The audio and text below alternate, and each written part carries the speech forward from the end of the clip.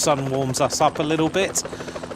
But it is truly beautiful here for the start of today's race. Today we've got the junior women's road race at 9:10, and then we have the men's junior race at 14:40 this afternoon. Down there on the bottom of the screen, don't forget you can follow the hashtag Innsbruck Tirol 2018 and at UCI_cycling. That is where you'll be able to keep up to date with all the news of the racing. An expectant crowd at the race start, getting ready to cheer these riders on. 102 riders taking to the start line.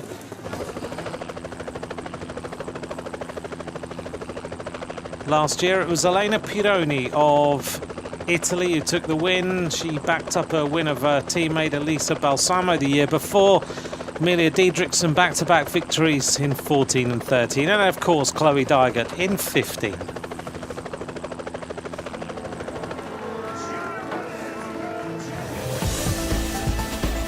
Elena Pironi with a magnificent solo ride. She looks so strong.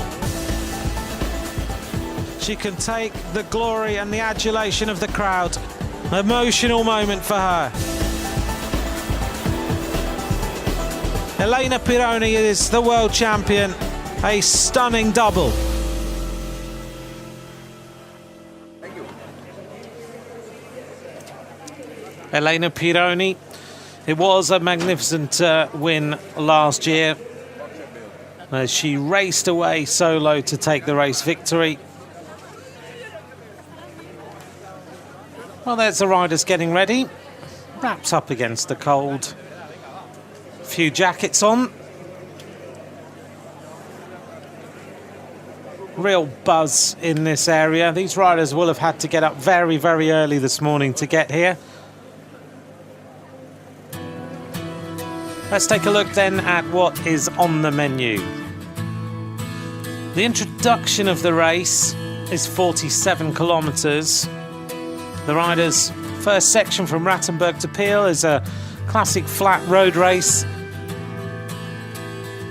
After 25 kilometres, the riders reach Peel where they cross over to the other side of the valley. They head in towards the lap in Innsbruck after they've gone over the climb in Nadenwald. And once they're on the circuit, they've got this 8-kilometre climb, which is very tough indeed. So that's what the riders face. I think we're going to see a fantastic race today.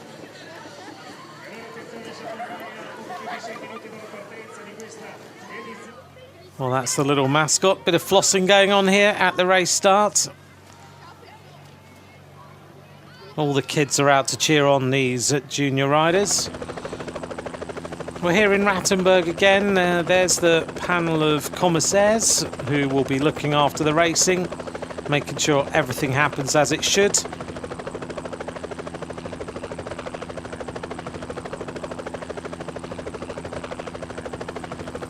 This is the smallest town in Austria, and everyone is out enjoying the action. Now, when we get onto the finishing circuit today, there's the British team getting ready. Eleanor Baxter just getting herself onto the start line and signing on, looking for a race number. Bronze medalist already in the time trial.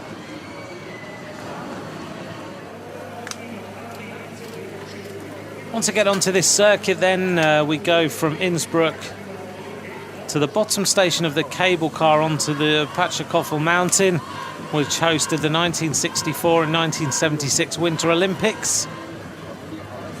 Takes us up to Eagles, which is right on the top of the climb, past the ski jump, and then down to Innsbruck for the race finish. Again, the race finish will be in front of the Hofburg Imperial Palace, and that's where all the races have finished so far. This is the rundown then of the riders who will be taken to the start line. The Italian team with a strong squad. Rosemarine Amelan, who did so well in the time trial the other day. She is again in the race. Eleanor Backstead there is in the British team, but the British team now add Pfeiffer Georgie.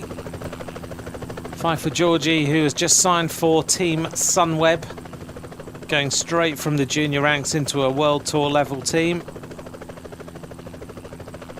Germany with a very strong squad with Hannah Ludwig.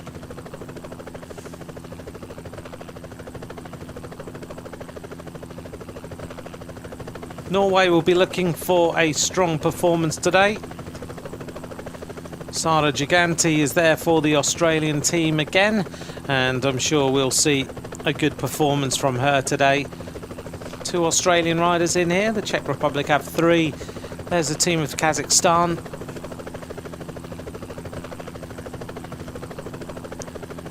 Hong Kong, China with a couple of representatives, and New Zealand with Neve Fisher-Black and Brittany Kerr. And there's a Japanese squad, Belarusians, and the United States of America always do well in this race. So they've got Abigail Youngworth and Jasmine So with Katie Klaus and Gabrielle Lehnert. Austria will be looking to put on a strong performance in front of their home crowd. Switzerland there with 3 riders, and Slovakia also with 3. Nations being given depending on their ranking points. There's the Spanish team. Chile with 1 rider, Catalina Sotocampos. South Africa with a couple of representatives. Canada so far have had a good championships with Leah Kirschman and Caroline Canuel the other day in the time trial. And that's our final 2 riders, with Nina Burton making up the 102 starters.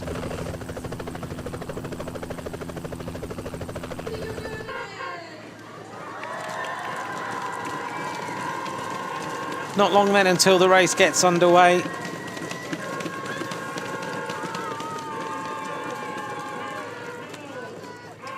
This town first mentioned in 1254 as Rattenbusch.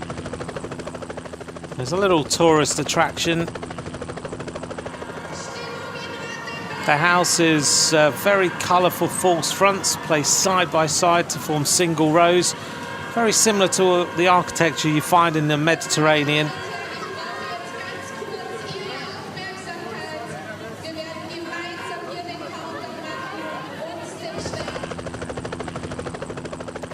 Interestingly, this town is so small you don't get parking spaces, garages, terraces, balconies. It's very tightly controlled about what you're allowed to do. But Rattenberg, right along the banks of the Inn River, this 517-kilometre river that we've talked about. Right, we're getting underway then.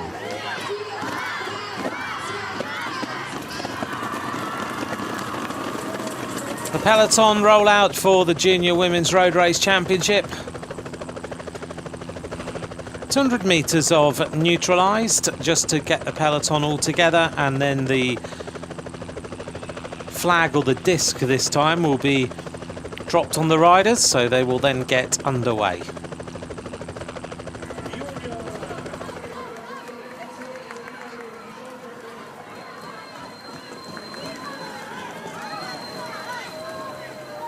Well, the Call of Nations has put Nina Burton right at the back of the group, wearing number 102.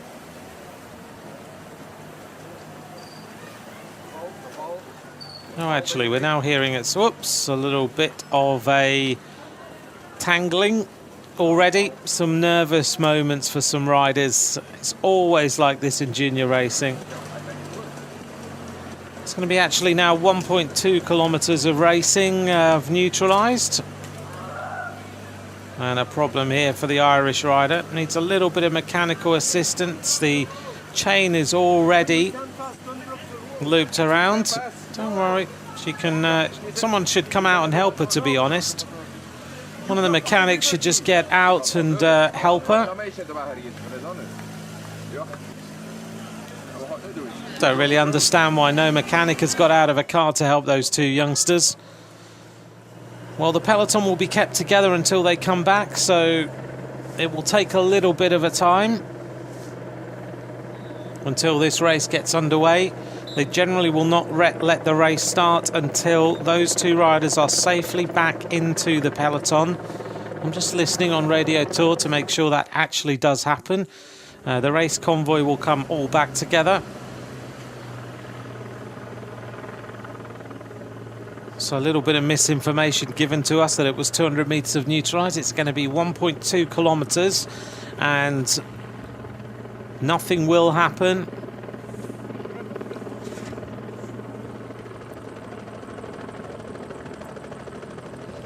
The juniors all moving up, all really nervous to be near the front for the start of this race, but on Radio Tour I'm hearing that the race will be, as expected, not started until those riders come back.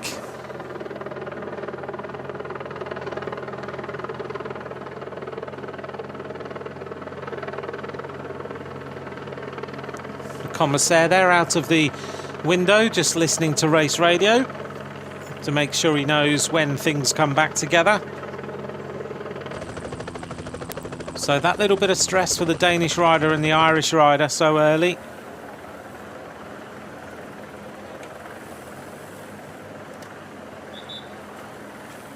Commissaire's saying you have to wait.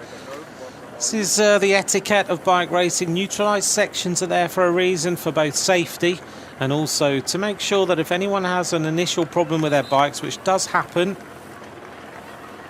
then people are fairly allowed to get into the race. You'll notice some of the juniors moving up very quickly. They think they want to get this race started. The Dutch are keen to accelerate, so are the British riders, but they've gone through kilometre zero. And the start is still being held.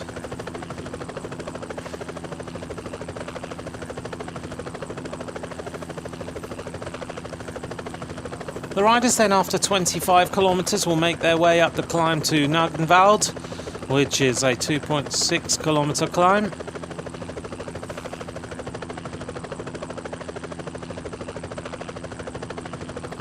And our helicopter shot, I'm sure, will show us when these riders come back.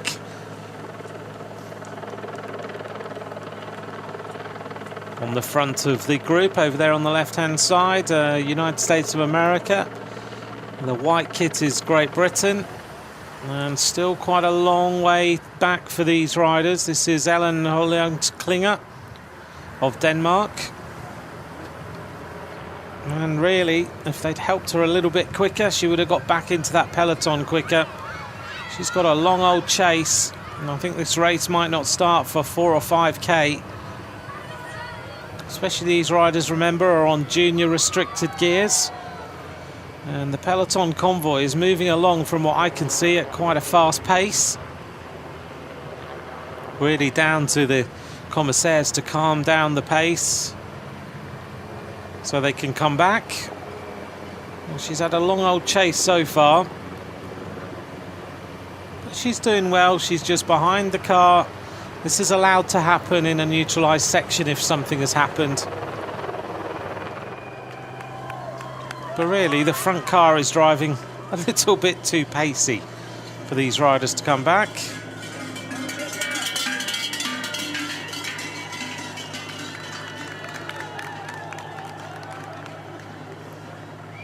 Junior racing is always like this. Everybody is so keen to get going. The adrenaline has been rushing. They'll have ridden the time trial, some of them. Here comes the Irish rider coming back as well. Looks like she's not too far away, Lara Gillespie. And the commissaire will just say to her, don't you worry, just calm them down and say, look, you're allowed to come back, the race won't start. She will be a little bit tired after this, I'm sure. But that little bit of adrenaline rush will probably help her out for a little bit. And this girl is a national champion in Ireland in everything. Won a medal at the Junior European Championships in the summer in the individual pursuit. So she'll have been a little bit stressed there. She's a very athletic individual, competes in hockey and running and won a medal at the Youth Olympics. But now she sees the peloton, She's just calmly riding her way back, which is great news for her. So Klinger of Denmark is back, and Lara Gillespie is about to come back into the peloton. So she's safely in. Now she just needs to move up and not get left behind. And the race is underway. So the minute she gets in, the race gets started. She'll want to move up. Right, an immediate attack at the front of the race.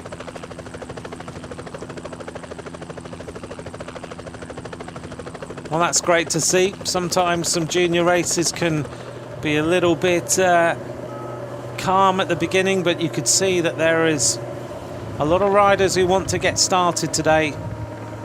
So far, a quick race, 69k to go, and the Italians are immediately on the offensive.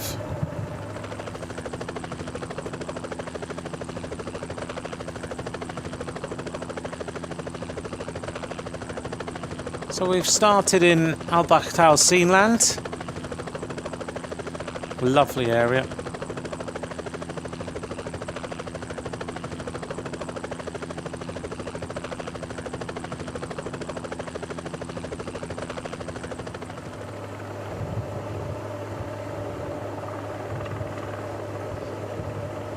Just hearing that problem at the back for Shira Biren of Israel. There we go. It's like a puncture. Just seeing what goes on. Yeah, maybe a puncture. Yep. Just waiting for the Shimano car to come up, which is the neutral service of this race. The neutral service is a long way behind this race at the moment. And the rider from Macau, this is Hoi Yan Ao. It's a few riders just feeling the tempo, the early tempo. It's very, very quick already. These riders on junior gears, but the cadence is high. Peloton looks like it's all back together after that initial skirmish.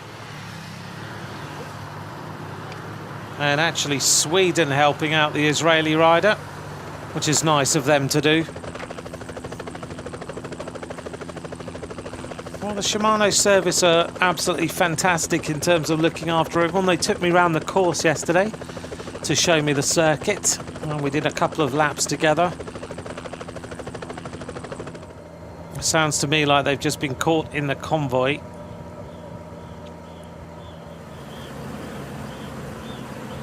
This is number 78, and this is Naomi Rugg. Looks like Naomi Rugg is finding this pace difficult, or has had a mechanical problem. The pace already really, really high.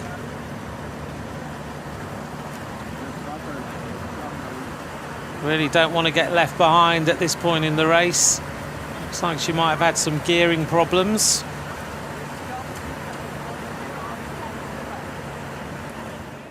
Team car comes up. Great Britain just stretching the tempo now on the front. They have a very strong team here today. And the Backstead, the bronze medalist already in the time trial. They've got Amy Monkhouse, Amelia Sharp, the British champion, April Tacey and Georgie Pfeiffer Georgie, sorry. They always put Pfeiffer's name round the wrong way on the list of riders, just to catch us all out. Even although you know it, you just look down and say it. Thanks very much for your messages, and you can get hold of us on Twitter at UCI_cycling and at Ant McCrossan. Crystal shouting out for Kelly Van Schurer and Azulda Brits.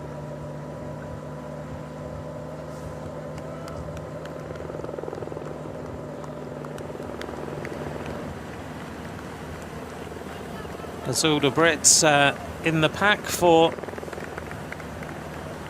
the team of South Africa. This is Sarah Giganti, who rode so well in the time trial.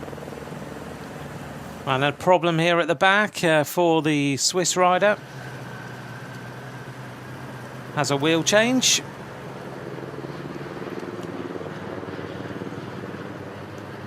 So Naomi Rugg did have a wheel problem, so has decided to change it. Unusually riding with two different coloured shoes. Black one on one side, white one on the other. Now peloton all together. Little V formation at the front.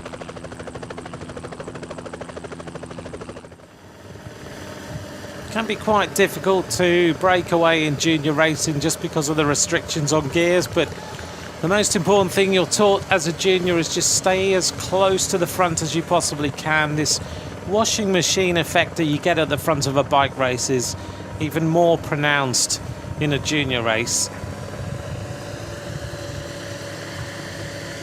And Kazakhstan now stretching the tempo at the front. Luxembourg with Nina Berton. She's got to follow the moves. Canada look to be involved in the action. And really, I think, despite all these attacks, the main action is going to happen on the climb of Nagdevald and up to the climb of Eagles. Today you get the first chance really to see what these riders are going to face over the coming few days in the different categories. The climb up to Eagles above Innsbruck is really quite a tough climb. So it looks like we've got our first little indication of a move.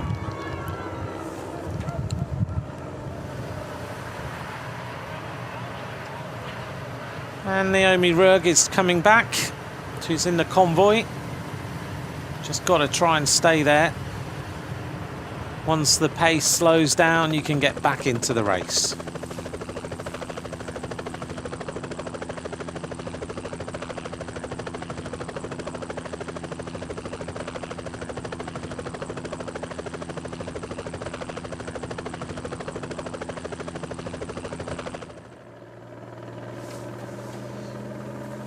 Well, the future's looking a bit brighter for these riders after the announcements of yesterday.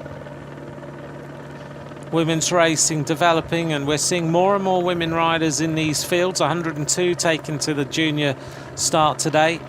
And yesterday the reforms announced in terms of the strategy of women's cycling coming up, and the announcement last night was, I guess, twofold. One of them being that there will be a two-tier structure in women's cycling. World Tour teams and then pro teams, who are more the continental level teams, I suppose, if you compare it to men's cycling. And then the most important reform is that there will be a minimum salary for women pro teams, women World Tour teams in 2020, which is long overdue and is happening. It's been called for a long time.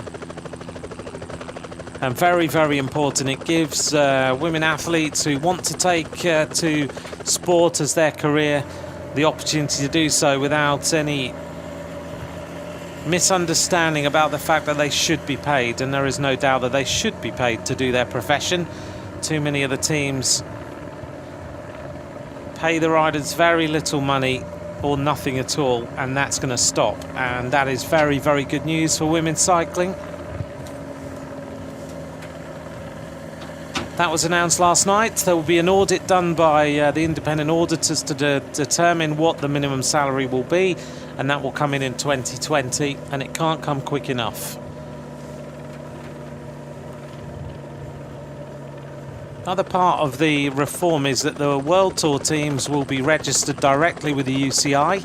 They will no longer be registered directly with their national federations, which is an interesting move, and one that again is very important. Iris Slappendale said yesterday in an interview that I read online that that little nuance of change is very, very important. These two riders just need to stay there until this pace settles down a little bit.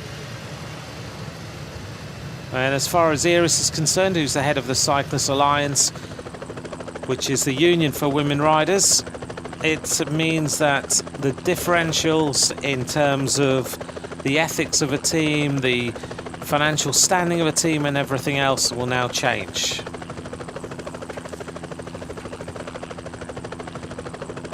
Some truly beautiful buildings in this area.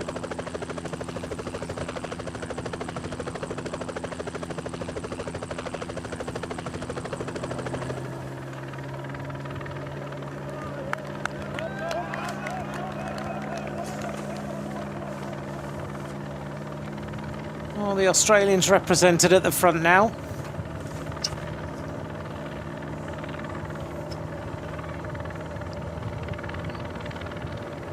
We're now heading to Janbach.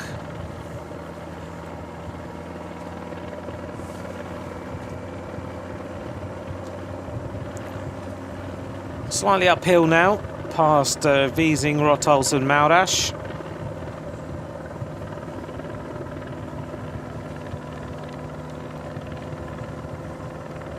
All the time the riders have the Carwendale Mountains that they can see. The Carwendale Mountains covers around about 920 kilometres. It's 125 summits in that mountain range, covering peaks of around 2,000 metres within those mountains. Everything now packed together, 61 kilometres to go. She's nearly back. You're kind of willing her to get back. She had problems, got back and then realised she needed a wheel change.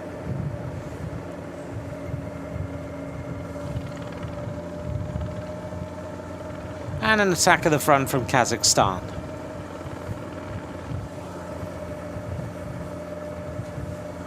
Well, the pace, as you can see on the right hand side, bearing in mind we're on junior gears, still very fast, well over 40k an hour. And the junior restricted gears, those of you thinking what does that actually mean? Well, before the start the riders have their bikes rolled out with the biggest gear to see what distance it covers with one pedal stroke, and they're not allowed to have any gear higher than that. So it's they're told at a certain number of meters that one turn of the pedals will give the riders. Now they can determine how close to that they get with different gear sizes. Oh, crash in the pack here. Riders hitting the deck. That was a big crash there. So Yashchenko of Ukraine is down, and also down is Kadgonya of Croatia, and coming down also number 71 Tina Berger-Schauer.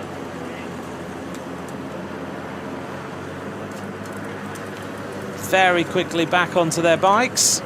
You could hear the squeal of the brakes, touch of wheels there. And actually, a couple of riders coming down who hadn't touched wheels.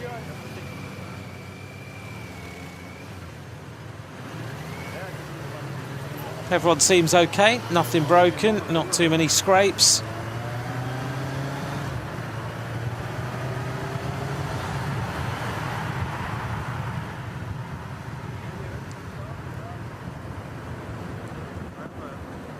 These riders then safely back on the bikes. They'll work their way through. A couple of little bits of lycra ripped, but apart from that, everyone seems all right. Number 71, Tina Berger-Schauer from Austria.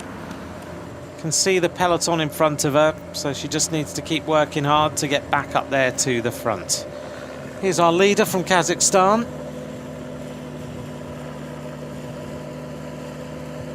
This is the first major attack as Pashenko goes, wearing number 50. She was trying to break away, so Svetlana Pashenko is the rider who is on the move.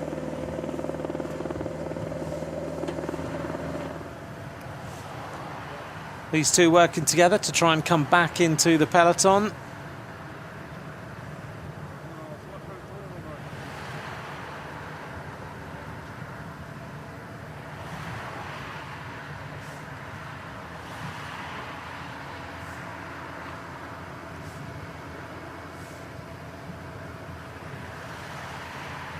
Now, can they get back? They're working together. The car's going past A little bit fast, to be honest, but hopefully they'll get back in.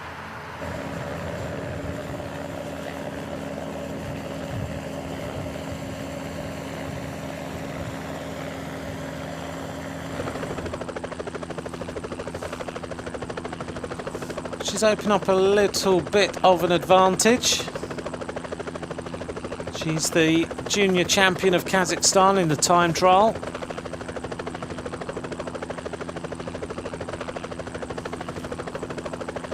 Now looks like Russia are going to chase this one down with number 44 on the front, Marina Uvarova.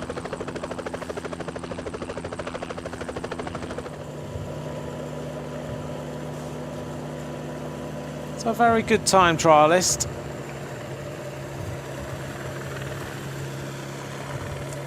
The plan clearly of Kazakhstan just to put all the chasing on another squad. So they've sent Pashenko, who's a good time trialist, up the road. That will give Bogdanova, Kurnosova and Solovyeva the chance to just sit in the pack and take things a little bit steady.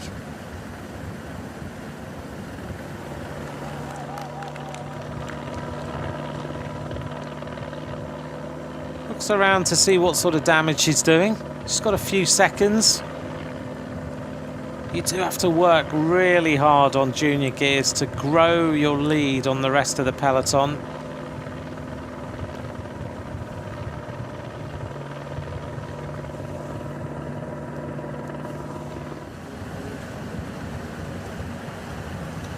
As you can see there, everyone just looking and thinking, right, someone will bring her back. She's not got too much of an advantage. All the motorbikes round about her. Some of these riders won't have ridden with so many team cars, so many motorbikes, the helicopter hovering overhead, the TV cameras that are there. It can be quite a daunting prospect when you go from riding your local races to riding a world championships. There'll be some riders who are much more experienced who can just deal with it, but some riders will just not really know how this even works with that sound that's buzzing overhead all the time. You suddenly realise you're in something much bigger than you've been in before. But this rider doing well, growing the lead a little bit. Peloton kind of massing across the road.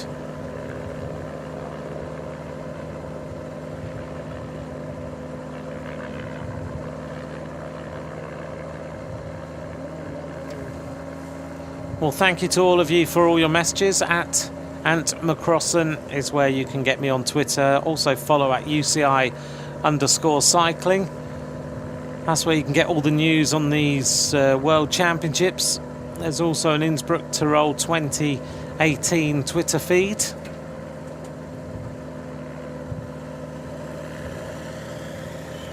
Last night we went to the presentation of Yorkshire 2019, so they were outlining their plans as these two riders, Rugg and Cardgonia, come back. So Naomi Rugg is going to get back into this peloton, I think. She's almost there. Those legs must be hurting. It's been a hard chase. Just in front of them is the Austrian rider. Things are calming down, so it's a big chance now for them to come up.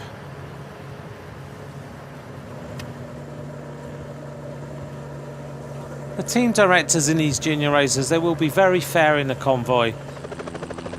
They will try and help a couple more riders trying to go away. So 15 seconds here, 21 now, and two more riders are going clear. And it's Matilda Vitillo of Italy. And also going away is Jensen, Meta Ekthoff Jensen. Two riders going across, three more riders trying to go away now.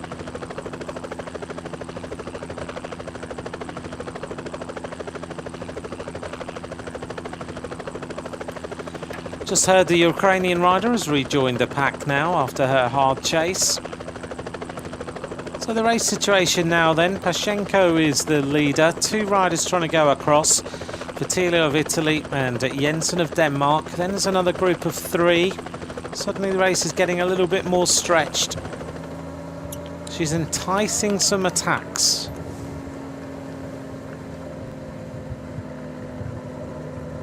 So as I was saying, we went to the presentation of Yorkshire 2019 last night. For those of you planning to go and watch, Harrogate is going to be the main centre for all the racing. So every race finishes in Harrogate, which of course is the scene of one of the stages of the Tour de France. It's actually the scene of where Mark Cavendish crashed really heavily with Simon Gerrans.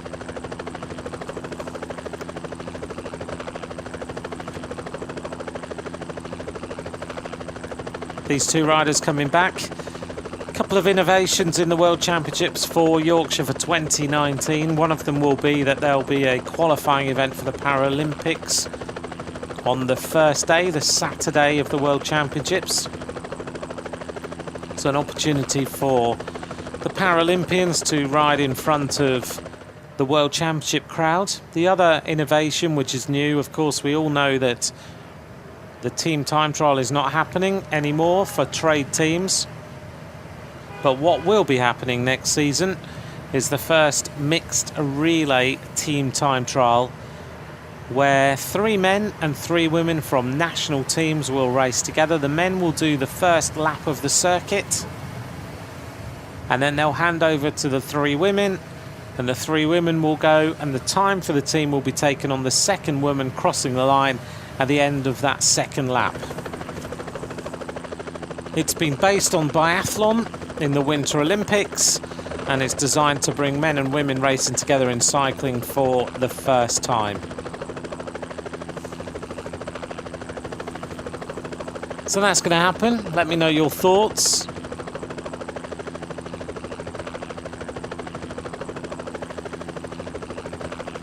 Just hearing that BMC have confirmed their new name, and they will now be known as the CCC team from next year. I don't think that's a huge surprise. Everyone thought they might call them something totally different, but no, CCC team is going to be the team that was BMC.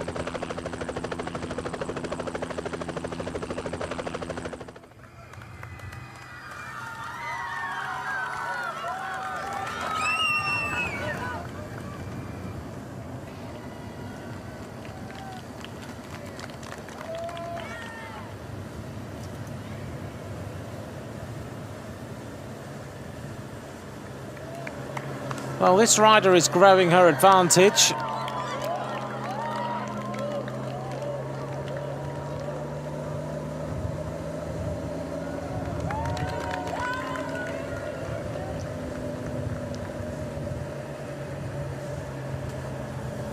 She's growing it to around about 30 seconds now, and she's a really strong time trialist, so you don't want to let her go away too much. This is Freunsberg Castle. There's a few castles in this area, including the Tratsburg Castle. But Freunsberg Castle is just at the front of the Kellerjoch mountain. It's right up on the above the town of Schwarz Sands. A really popular hiking area in this particular area, famed for its views across the Inn Valley, and you can see all the way sometimes to Innsbruck. We're heading now towards Peel. We've just gone through Schwarz. It's known as the Silver Town because in its heyday in the 15th and 16th century, Schwarz was the biggest mining hub in the whole of Europe. Population of 20,000, and after Vienna it was the second largest place in the Habsburg Empire.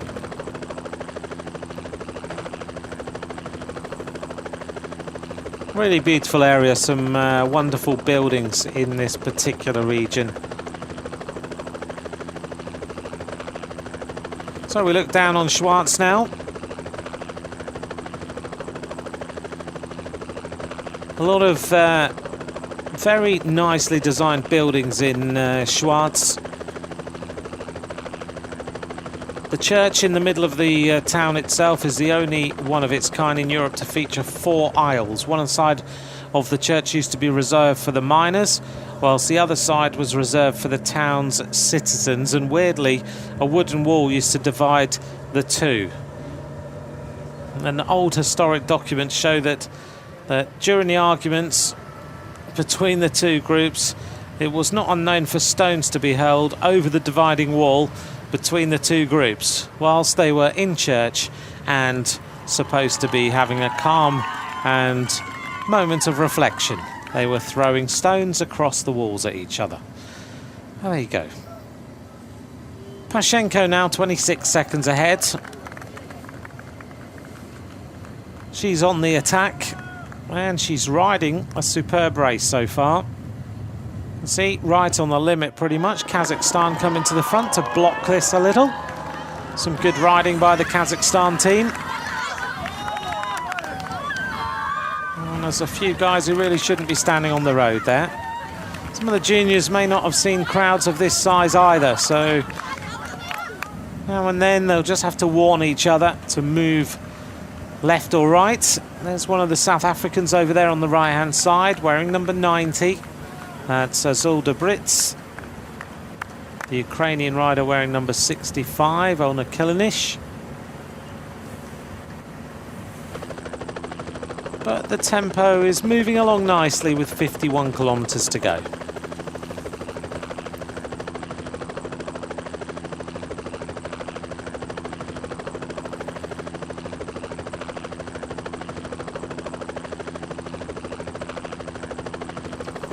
Thanks for your comment, Catherine, about the mixed relay.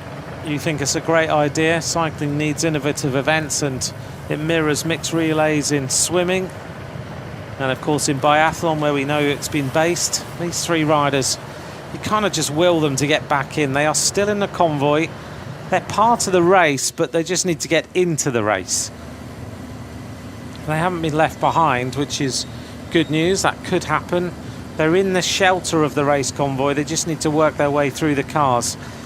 When you see pro racing, male and female, you see how easily the pros work their way back through the cars. The problems the juniors have is that they're on these restricted gears, so they don't have any more gears if they're flat out. Whereas the pros are very used to just weaving their way in and out. They use the cars nicely to come back to the peloton. A few shakes of heads. Come on, let's get you back in there. Berger, Shaw, Rug and Cardonia. They're nearly there. The next car is just in front. Rug is doing most of the work. She's had a long old chase. She's been out the back pretty much for the entire race so far. Get back in the shelter of the peloton before Innsbruck. This gap grows again, I'm hearing on Radio Tour. 35 seconds as they get shown on the board. I don't think the big teams will be too worried.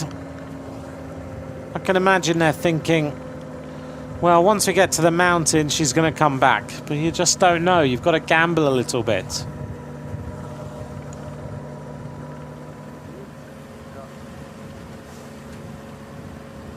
Sara Giganti not too comfortable in this peloton today. I don't know whether she's not happy being in there or whether she's suffering. She doesn't seem too bad. That scar on her elbow. She had a very, very big crash a few months ago. Rode a fantastic time trial. It might just be that she's just not comfortable sitting in this group today. So she's leaving some space. But she's not a rider who is, to me, going to get dropped at this moment in time. She just seemingly isn't too happy sitting in the group. That sort of thing happens. There is another crash. Sara just avoiding it. And so the Swedish rider hits the deck, and that's Julia Borgström.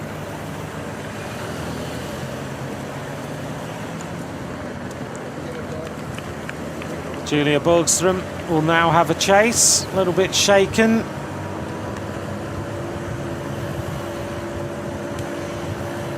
Still got the bottle on the bike, so she's okay. gets herself going again. And now Great Britain have decided, right, we've had enough. So Eleanor Backstead at the front with her teammate, and now this pace is starting to go up. Suddenly a few riders are going to wonder what's happened.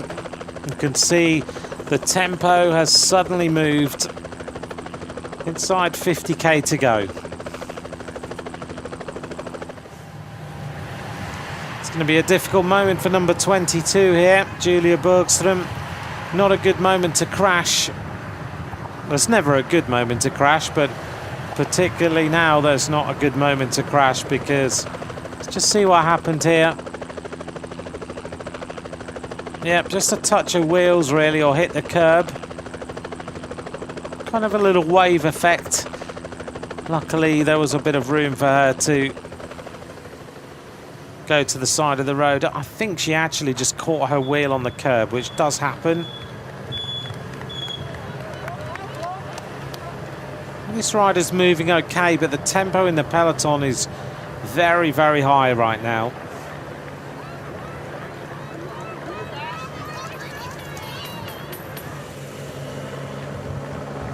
Sandra Struthers, a very good question. You see the cyclists are being allowed to follow a team car to get back in touch with the peloton at the front. Are they allowed to follow the motorbike, or would that be an unfair advantage? It's interesting. There's two things going on here. Back of the race is where people have got an opportunity to come back because they're at a disadvantage. They've had a crash or a puncture. If they are in the race convoy behind the race with the cars, they are allowed to sit close to the cars to help them come back. If they do a Nibali, which of course you may remember from a couple of years ago, where they are way out the back of the convoy and the car brings them back, maybe by holding on, or holding on to a bottle, which is not allowed, then they will be disqualified. But at the moment, they are allowed. If you're in the convoy, you're around the cars, you're allowed to carry on riding within that convoy, and it's okay. You're just not allowed to hold on to the car. At the front, you will constantly hear on race radio, if you ever sit in a car, that the commissaires, the judges, the guys who look after the rules, will be telling TV motorbikes to move out of the way, photographers' motorbikes to move out of the way, marshals to move out of the way. They have a commissaire on a motorbike who keeps an eye. So they're not allowed to have an unfair advantage at the front, but at the back you cannot be at a disadvantage in the convoy.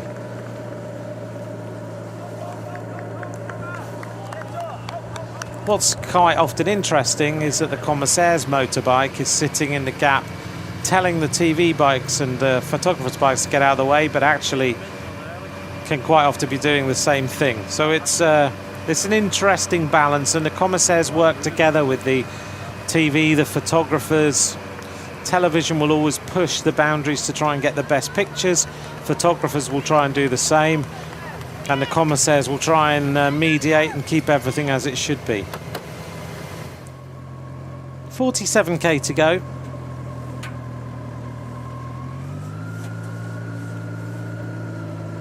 And it looks like Great Britain's surge has brought it all back together.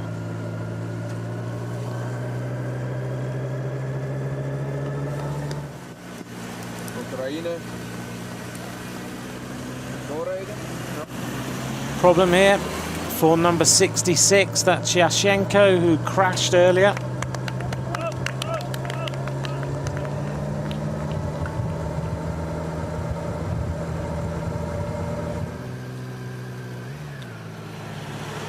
So we are now getting onto the climb of Nardenwald.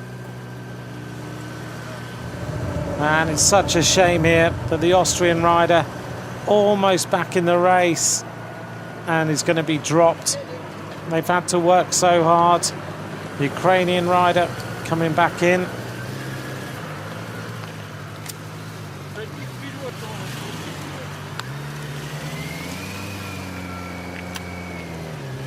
There's an awful lot going on at the moment. I'm just hearing that the Shimano cars are being called forward. I have to say that some of the team car changes for these riders are a little bit steady.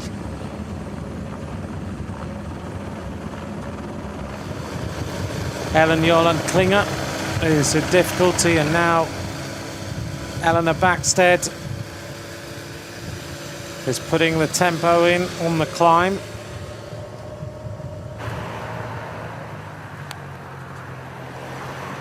I think if you get dropped here, then you have a big problem. So the climb now starts to bite in a moment. Backstead setting the tempo for Great Britain.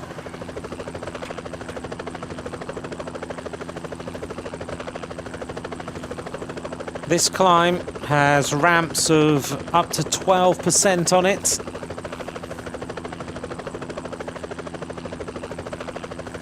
As the riders go through turfens.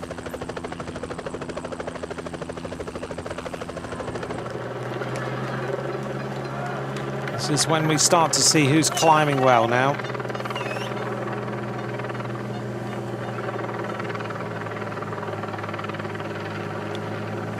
Onto the climb then. That's the profile on the right-hand side, through turfens at the bottom.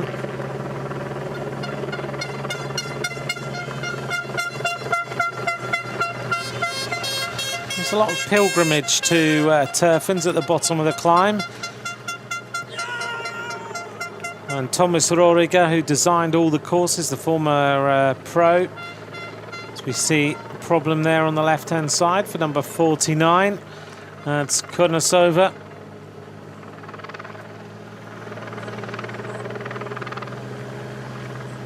So Pashenko now in difficulty at the back. The tempo on this climb is very difficult. This takes you up the plateau at the foot of the Carwendale Nature Park. Well, the British rider April Tacey has been dropped, and so is number 53, and that's Lee Chu-wing.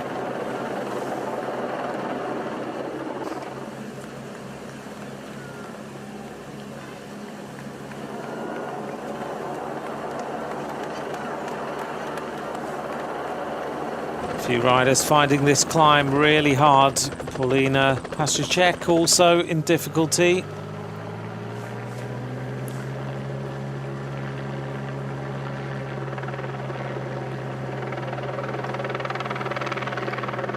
Well, the Great Britain team with Amy Monkhouse and Amelia Sharp and Eleanor Backstead riding strongly at the front. Czech Republic represented, Canada represented, Italy also there. This climb is biting.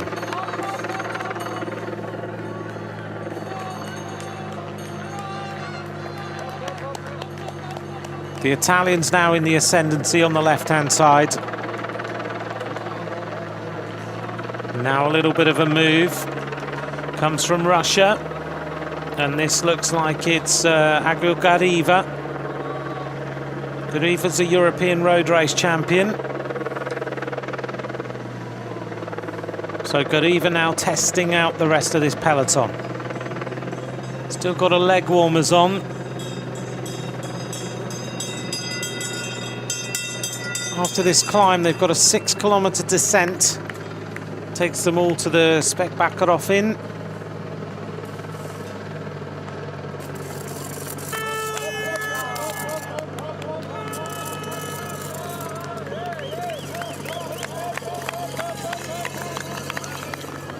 So Agil Gariva now putting some riders in difficulty. A lot of riders are now distanced. Simchak also distanced, number 75, Hurkanova of Slovakia. There's going to be a much smaller group left at the top of this climb. Still 3K to go to the top of this climb now. So the damage being done by Gariva. And now little groups of riders all over the place. Gariva riding well on this climb.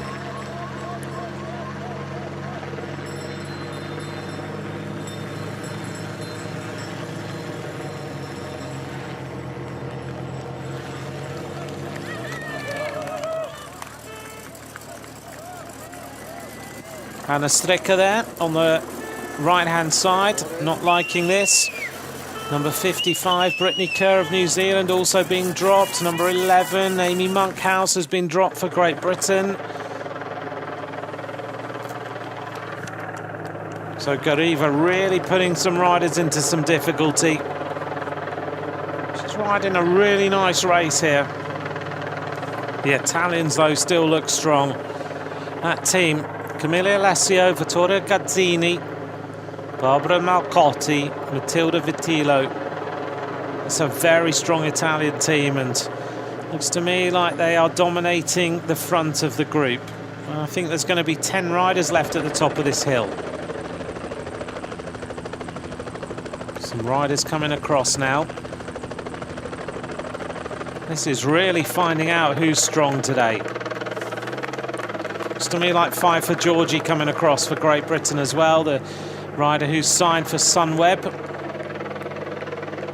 But there are teams going to be just one rider left when they get to the top.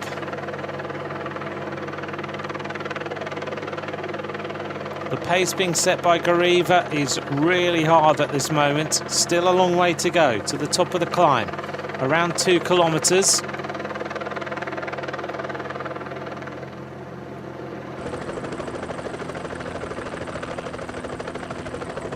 It's not really a steady tempo, is it? It's very, very hard. One Canadian rider coming across now.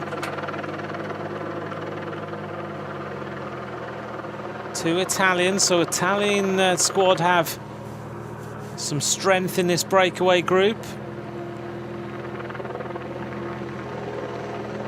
Pfeiffer Georgie makes the front group. Canadians represented, 1 Italian desperately trying to stay there. Oh, it's been a hard attack by Gariva. She rode really well when she took the European Championships.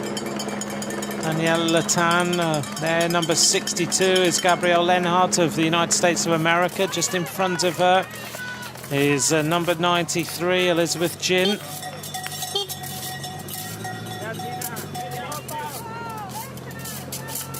Looks to me like it's Simone Boyard of Canada who's in the group.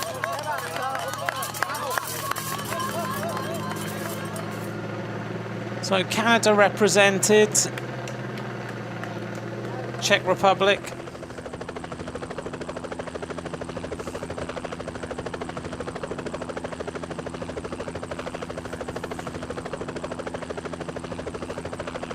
Seven riders in this front group now then.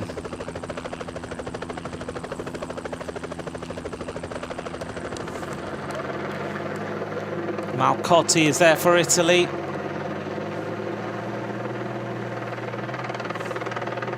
Georgie of Great Britain, Gariva.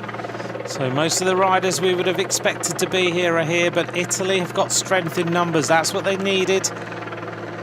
Looks to me like it might be Camilla Alessio. I'm just checking. It might be Gazzini. Certainly Malcotti is there. Barbara Malcotti.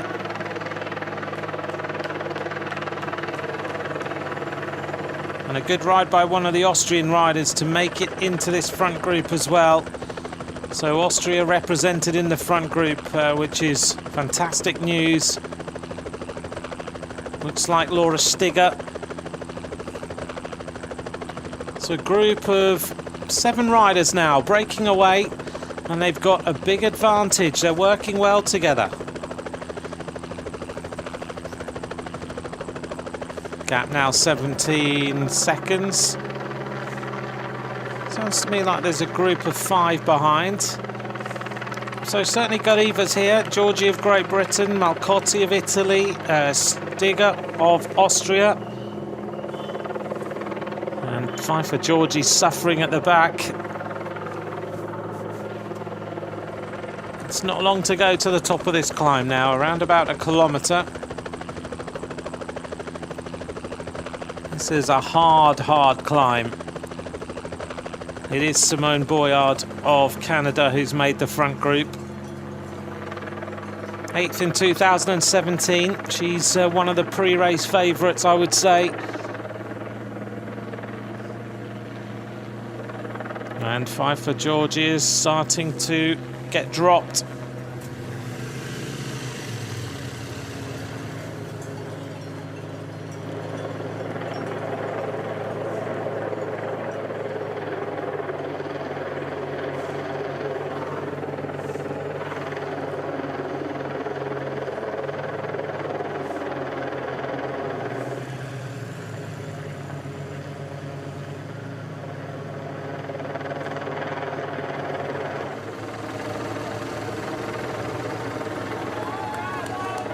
The rider on the front then is Jandova of the Czech Republic.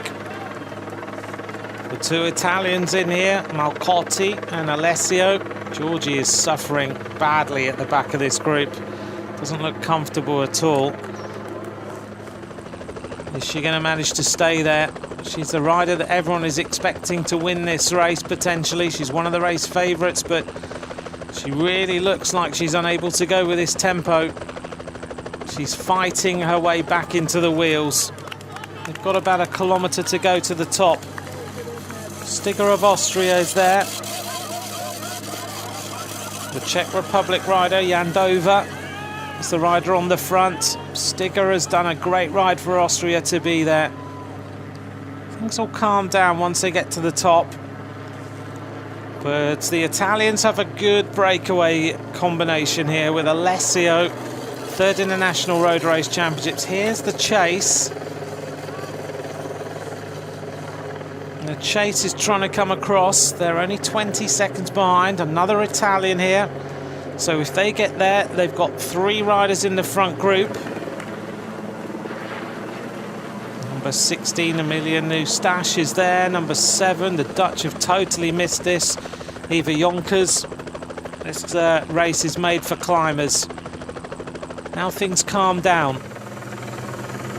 The plateau is starting to help this group.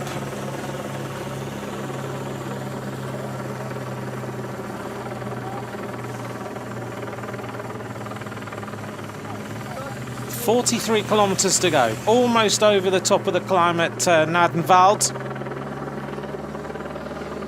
A great push by this front group of 7.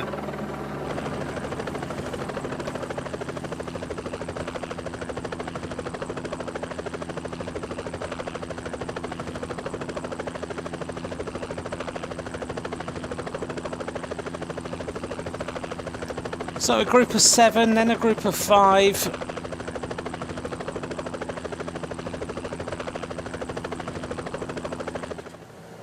And this is the group that are chasing.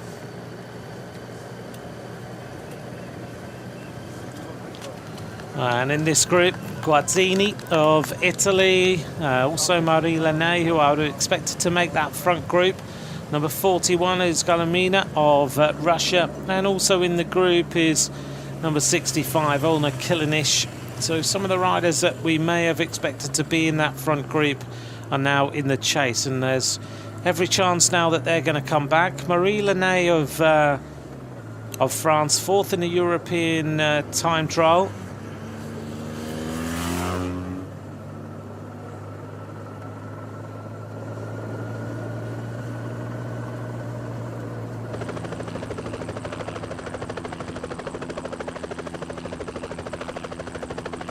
The gap starting to close. They're almost there, the chasing group.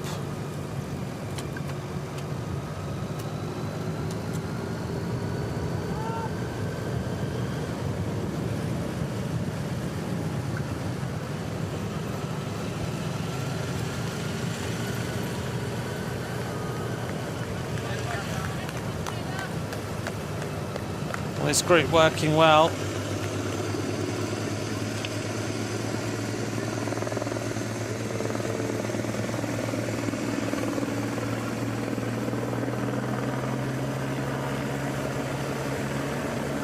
Well, the Canadian rider at the front, Simone Boyard, saying, come on then, let's do some work, but everyone's kind of happy to be over the top of the climb.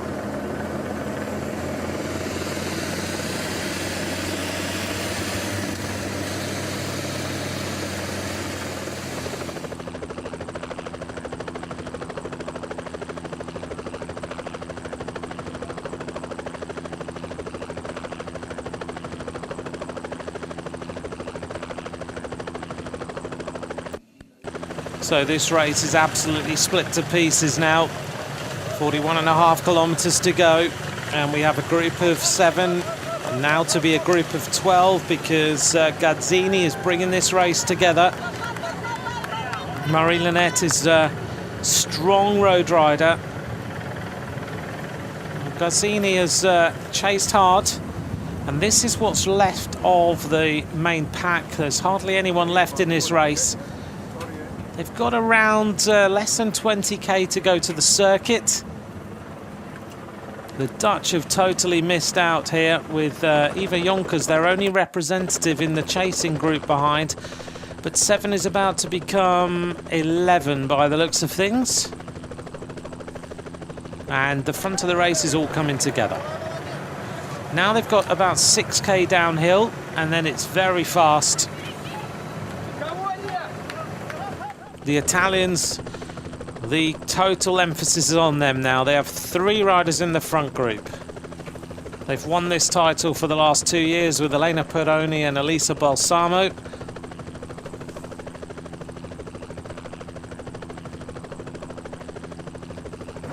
So in terms of race radio, we're hearing that 30 seconds is the next group on the road, then 1 minute is the next group. Ignore the caption that says G Pfeiffer, it's P Georgie as opposed to how it is on the screen. Galamolina, Gariva, Yandova, Kulinic and Stiga. 40 kilometres to go. Boyard of Canada. It's good to see her in here for the Canadians. Now we'll see what happens on the run down to the finish. This is a Maria Larch Chapel, which is a famous place, which is down in Turfens at the bottom of the climb. It's a pilgrimage chapel. There's a sacred spring here. In the 17th century, a peasant, Magdalena Bogner, was walking into the village one day when a larch tree suddenly spoke to her and told her to pray. So a chapel was built next to the tree, and it attracts pilgrims from across the world every single day. 11 riders at the front.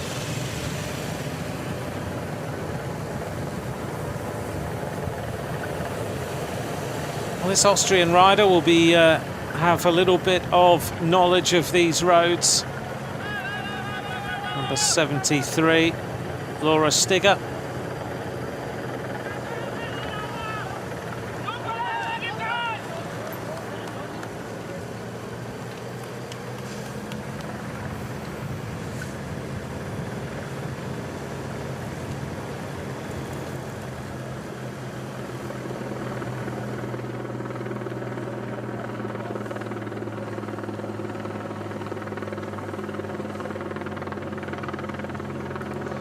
Well, the initial breakaway, of course, was done by the rider from Russia.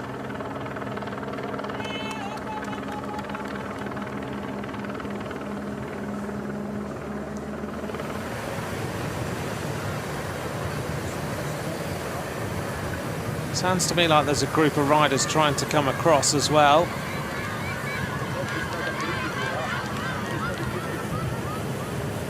Laura Stiga is from Innsbruck. So she is racing back to her home city. 24 seconds is now the chase.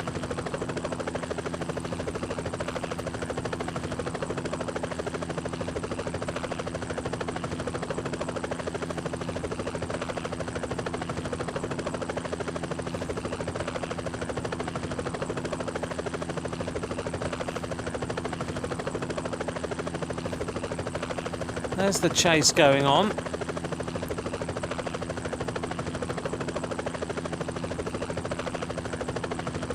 Looks like there's a group, quite a big group coming back, trying to make their way back to the front before Innsbruck. Yeah, 14 riders now in this group who are trying to chase back.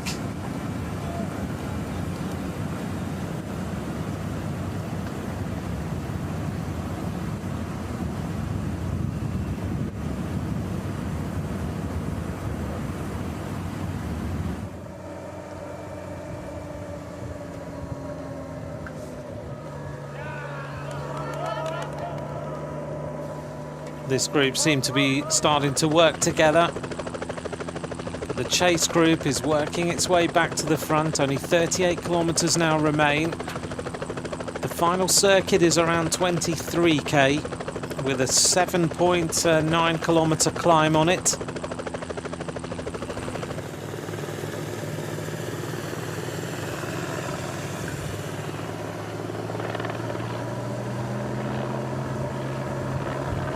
through to the front. Five for Georgia has started to work.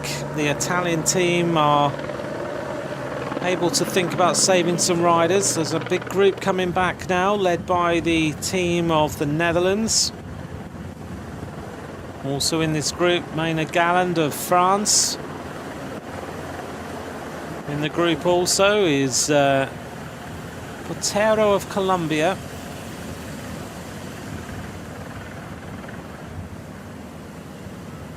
The Eritrean rider on the back as well has made it to Keste. Now Russia starting to work. Two Russian riders in here now. Galamalina is working with her teammate who made the initial break. It was, of course, Gariva who made the attack on that climb. I expect we'll see her go again, and looks like everything is coming back together. So we're going to have a group of 25 now at the front of this race with 37.5 kilometres to go.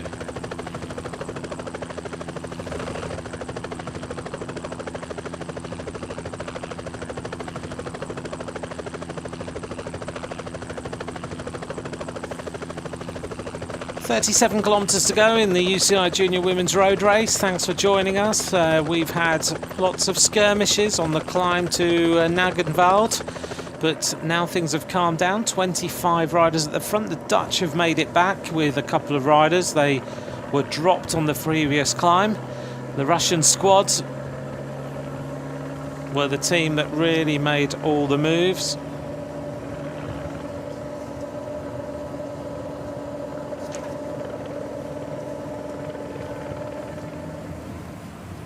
And the Eritrean rider relaxing at the back, Deset Tekest.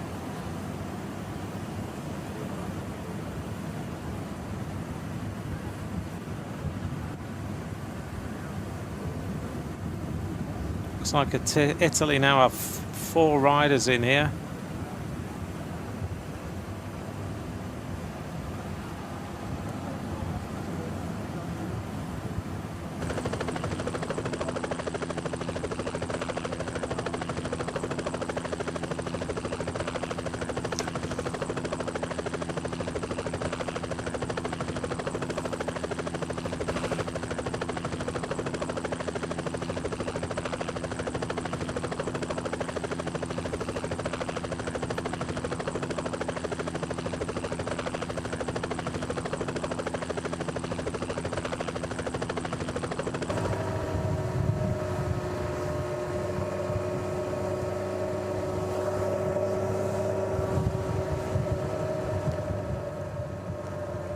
And the race now being set by the Dutch squad at the front.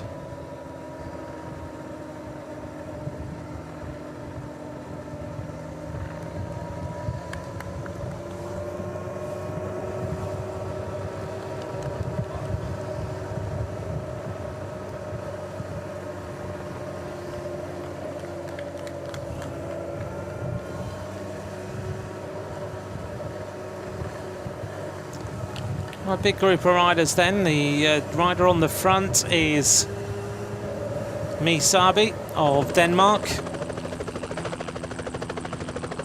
To make their way over this bridge, which has got these unusual sprays on it.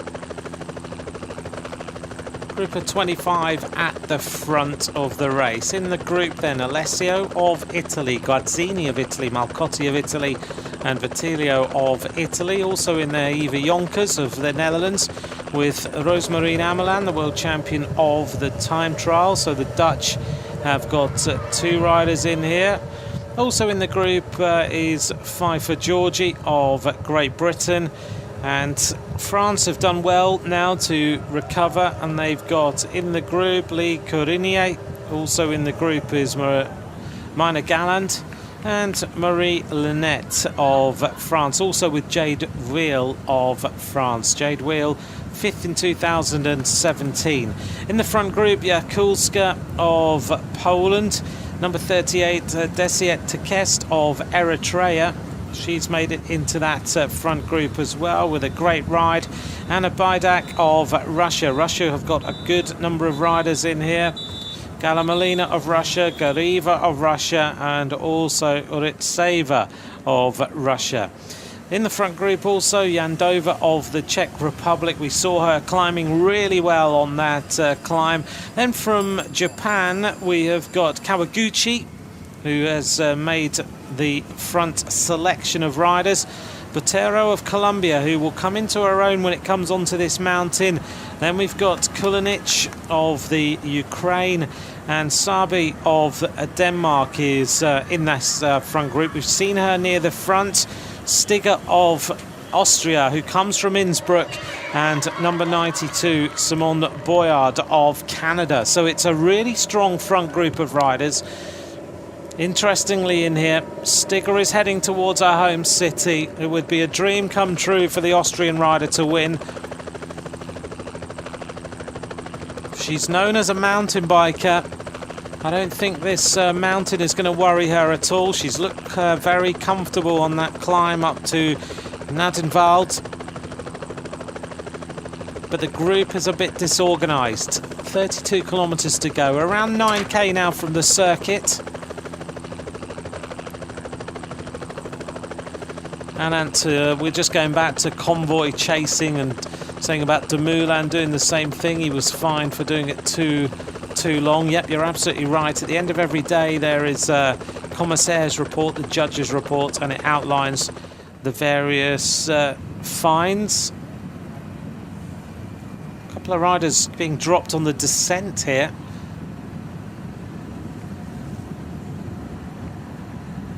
Well, Botero needs to try and stay there, because if she can get herself onto the mountain,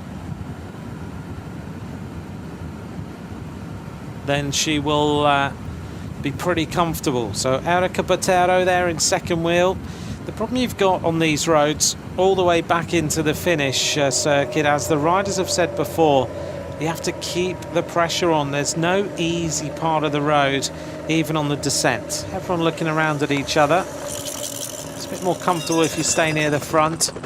But these two riders somehow have just faded and been dropped. Someone leaves a wheel, then you have a big problem.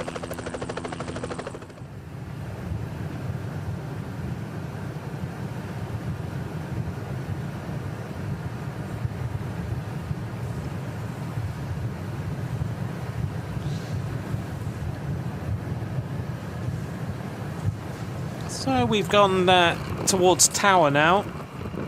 Well, this is a lovely shot of an onboard camera of Bauernfeind of Germany as we see the riders racing downhill. This is the chasing group as they try to come back, so there's a bit more urgency in this huge group. 50 seconds behind this group of riders are, so they've got a big chase to try and get back before we get into Innsbruck. They really need to get there in the next 5 or 6k, or I think their race is over. There's a few teams who desperately want to get there, particularly USA. They've missed out. The Czech Republic have a rider up at the front. Slovenia don't. Germany have no riders, and I'm surprised about that, because likes of Hannah Ludwig, we would have expected to be up there at the front.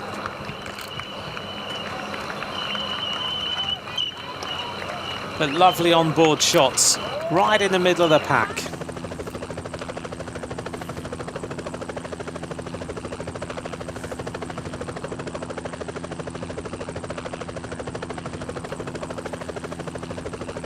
Heading now down towards Tower. Lots of vegetable growing in this village, particularly lettuce, zucchini and carrots. But most than anything else, it's known for its radishes. And the Russian rider Gariva is pretty unhappy.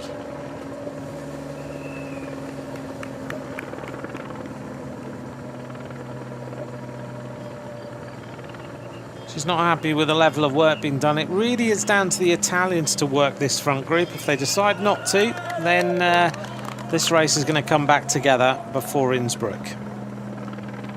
They've done all the hard work. Now they really need to keep this race going. But the Italians aren't prepared to take this on. They want to wait until they get on the mountain.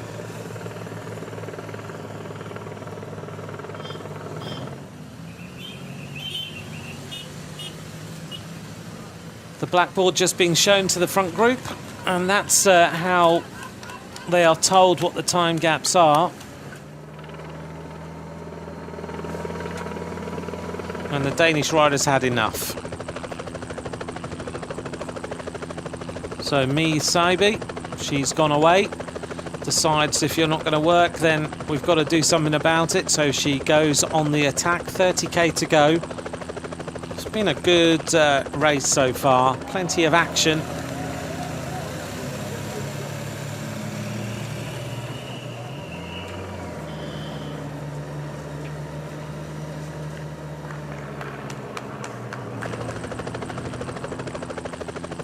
Well, the chasing group of riders are coming back very, very quickly. 30 seconds we're being told on race radio.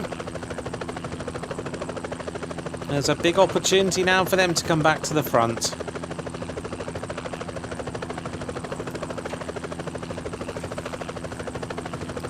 Through Tower then.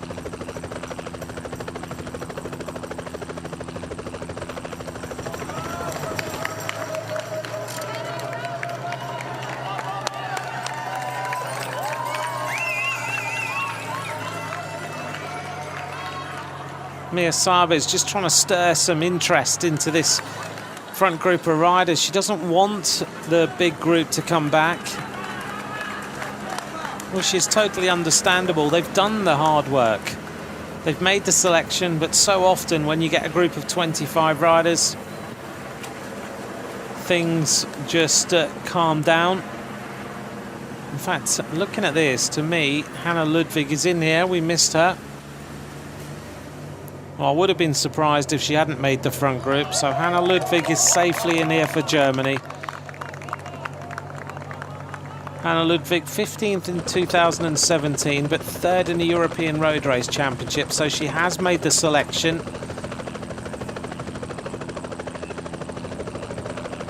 Still a lot of racing to go, 29 kilometres. This is the chase group. In here is number 37 for Australia, Anja Lowe, the Oceania time trial champion. Also in here is Caroline Anderson of Sweden. They're on the back on the right hand side. Canada with a couple of riders in this group. Caitlin Roveda and also Magdalene Valeria Smil.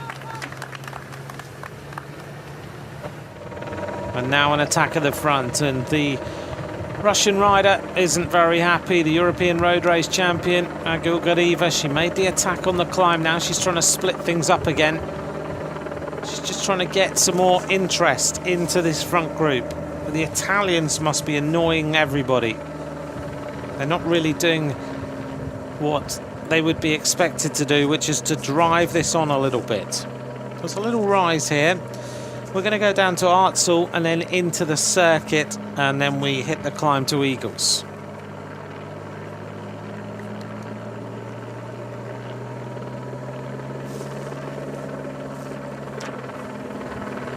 In this group is Jade Veal, who was 5th in 2017 for France. Certainly a rider I expected to see in the front group, and she's riding strongly.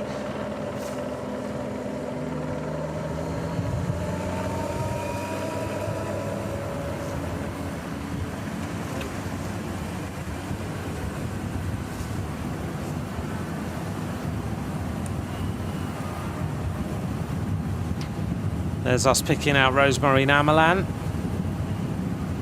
She's kind of had a second life here. She missed the front group, now she's safely back.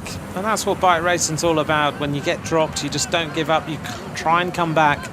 Sometimes the race can turn around for you. You have had a bad patch, you're not feeling so good. And then suddenly you think, do you know what? I'm actually feeling good now. Little churches up on the side here.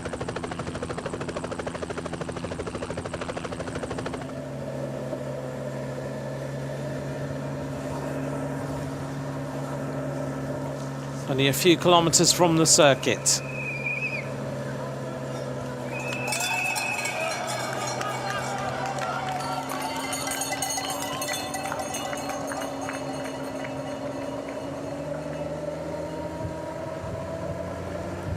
Well, we've seen already who the strong riders are on that climb that we were on previously. But this next climb is a very different proposition.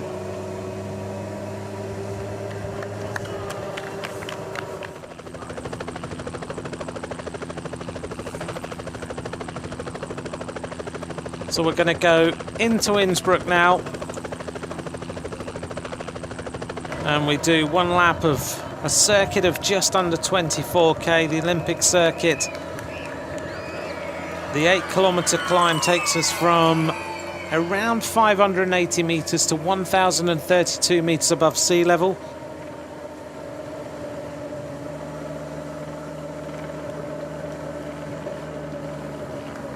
Takes us from the bottom station of the cable car onto the Patchkoffel mountain. Hosted the Olympic events in 1964 and 1976.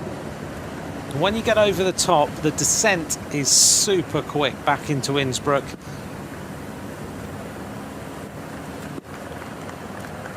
Yesterday, I was following riders down into Innsbruck and they were hitting 80, 90 kilometers an hour on a training ride.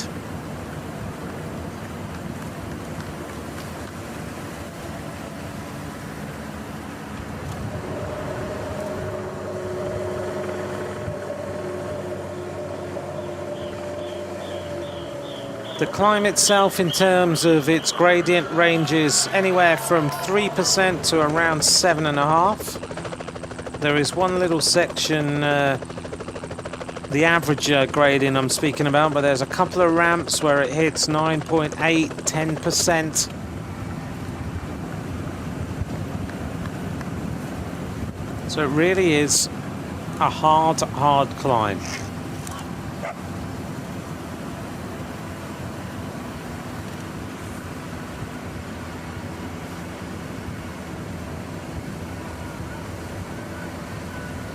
On the top of the mountain, the alpine skiing, luge and bobsleigh events took place in the Olympics in 64 and 76.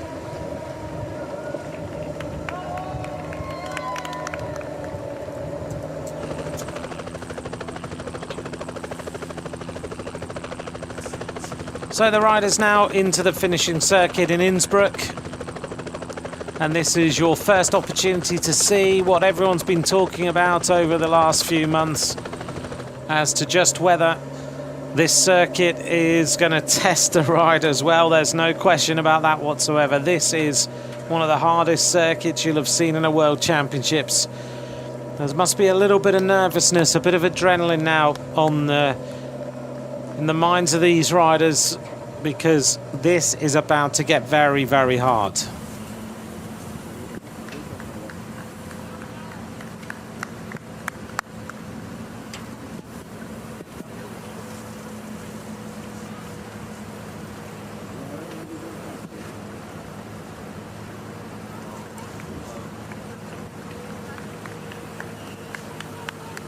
Everyone just settling in. Number 36 there, Sara Giganti. But she's in the chasing group around about 1 minute behind. Kevin Rocky Evans, thank you very much for your message. Very much appreciated. Thanks to all of you who are watching. Who do you think is going to win? What nation is going to take the title in this junior women's road race? It's been an entertaining race so far. In towards the circuit, and they're going to come past my commentary box now for the first time, and we'll see them go through and then head out to the circuit. So they've got around 3k to go to the climb, and then the big climb will start, 8 kilometers uphill. That's where this race is going to be made. Beautiful sunny day. On the front of the race, Russia setting the tempo. The peloton chasing at 55 seconds. But now, as they make their way up to complete the run-in The crowd are cheering them on. A nice big crowd here in Innsbruck. Across the line then with the Italians leading, with Matilda Vitilo. So now they're going to go wind their way through Innsbruck, and it's a little bit twists and turns its way through here now. Yesterday, when I was in the car, it's very, very narrow at times. But this front group riding well. This is the chasing group of riders behind. They're not actually too far behind. It's a big group of riders, and I think they're around about 40 seconds down now as they make their way towards the mountain. One lap of racing to go. And at the front then, Backstead leads through. There's a lovely onboard shot in the middle of that peloton. 45 seconds is the current situation. I can't see them getting back. There might be some riders in this group who produce an amazing 8-kilometre climb. 45 seconds is not too bad to actually be able to bring back.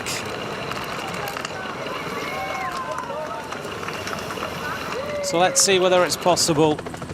So the front of the chasing group, Eleanor Backstead of Great Britain, Silde Mathisen of Norway, Femke Gerritsen of the Netherlands, Neve Fisher-Black of New Zealand, Jasmine So of the United States of America, Anastasia Koloseva was also near the front. So the race situation, just to remind you then, for Russia, Galamolina, for Italy, Vittilio, Baidak of Russia, Jonkers of the Netherlands, Malcotti of Italy, Ludwig of Germany, Jaskulsa of Poland, Galland of France, Jandova of the Czech Republic, Sabi of Denmark, Courinier of France, Georgi of Great Britain, Stigger of Austria in her home city, Alessio of Italy, Guazzini of Italy, Viel of France, Amalan of the Netherlands, Gariva of Russia, Kawaguchi of Japan, Lene of France, Boyard of Canada, Tekesta of Eritrea, Botero of Colombia, Ritseva of Russia, and Kilinich of the Ukraine. 25 riders now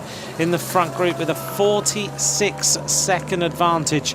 1.1 kilometres then until the next climb, and Russia really piling on the pressure. Trying to make it very, very hard into the base of this mountain, and it is a mountain. Takes us to 1,032 metres above sea level, through the feeding zone now. As these riders get themselves ready, we'll find out who is the best mountain climber in this race. And remember, you go over the top, then it's a very fast descent back into Innsbruck.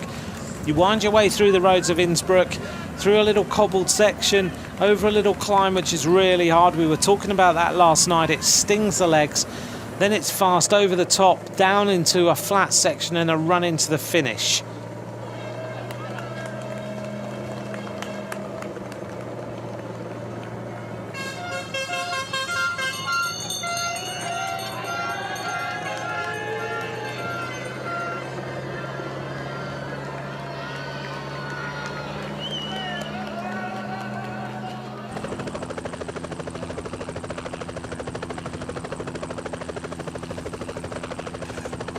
So the front group really is making no impact at all. 55 seconds is the advantage. Everyone's calmed right down in this front group. Some riders getting rid of some drink. I don't know if that's a good idea. I know you don't want to climb holding the drink, but it's still starting to warm up. The sun is beating on the backs of these riders. It's very exposed on this mountain climb. And we're nearly there. Russia going to the front. Yesterday I followed Lisa Longoborghini and Elena Cecchini going up this climb. The Tour of the Alps, they rode it in 16 minutes. Yesterday Elisa Longoborghini looked really comfortable riding up it, at times on the big ring, on the flatter sections. Elena Cecchini was doing efforts on the mountain. So it's going to be an interesting few days of racing, and this is the first time we get to see it. Be interesting to see who's going to set the tempo. Sitting in second place there is Malcotti.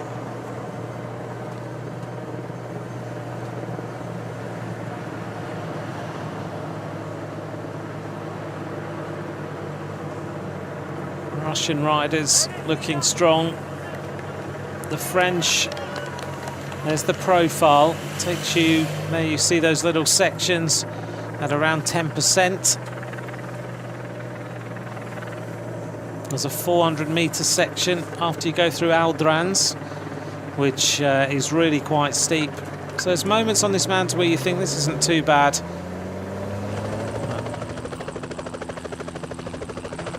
And moments where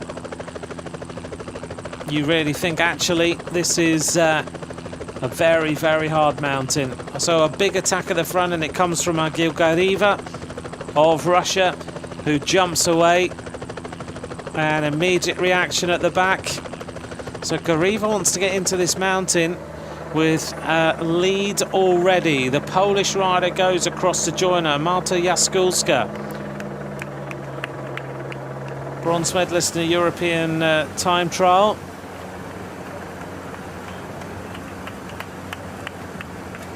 But the reaction comes as it should from the Italians. And it is Matilda Vitilio who is going to bring the race back together. But Gariva doesn't want to go onto this mountain without an advantage. She was the best climber, though, on the previous climb. She's just trying to mix things up a little bit.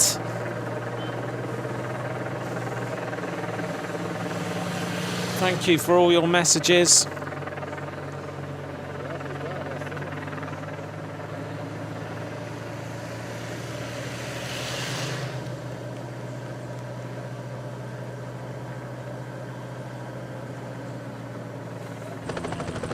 So just a few meters.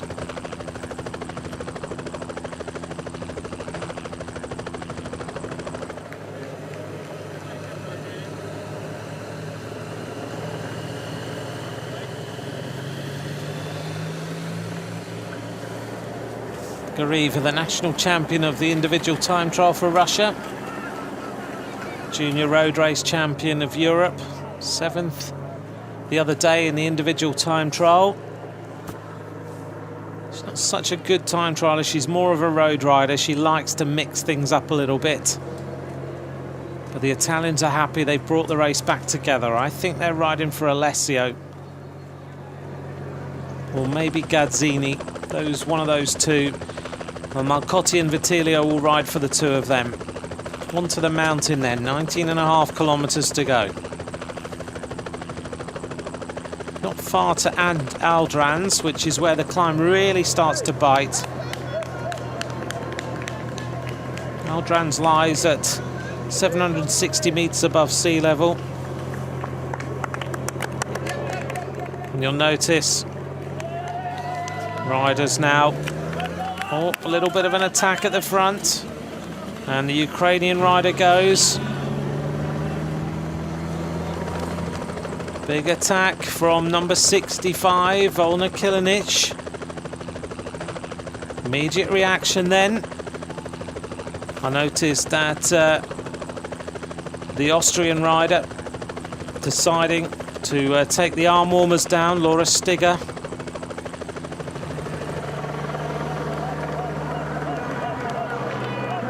Stigger of Austria is one rider to worry about in here if you're one of these riders. Junior mountain bike cross-country world champion. Already 4 times a European title winner. And Laura Stigger, her motto is one speed, flat out. She's a Red Bull athlete. She's already been noticed as a possible contender in Tokyo 2020.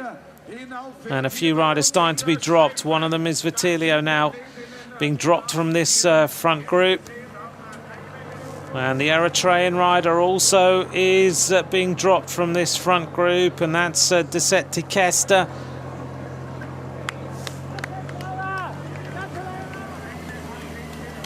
The Japanese rider being dropped as well. And the other Russian rider is being dropped, and that's, I think, Uretseva who is being dropped. This will just get thinned down. This does not relent for a long, long time. Laura Stigger there on the left-hand side with the long flowing hair out the back of the helmet. Happy, comfortable here. Italian rider just looking for a bottle on the right-hand side of the road. Some more riders being dropped. The rider from the Czech Republic looking comfortable there in the centre.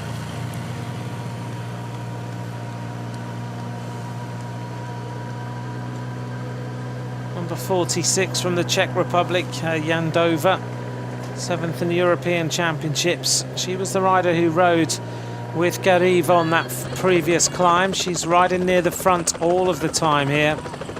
She likes to set her own tempo, particularly on this mountain. 1 minute 40, the peloton is not coming back.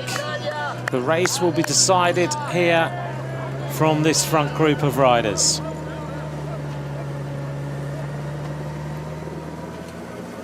Number 15 in difficulty for France, Courinier, and now another attack.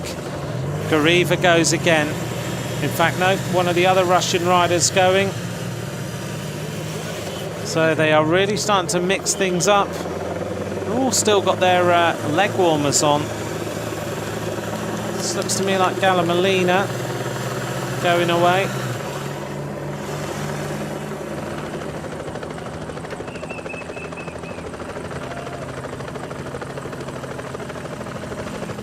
That's a big attack. Gap starting to open.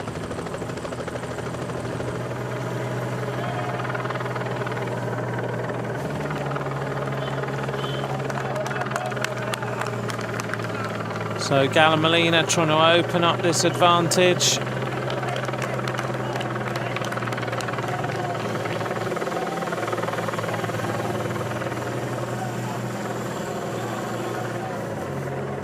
See how quickly this is rising up.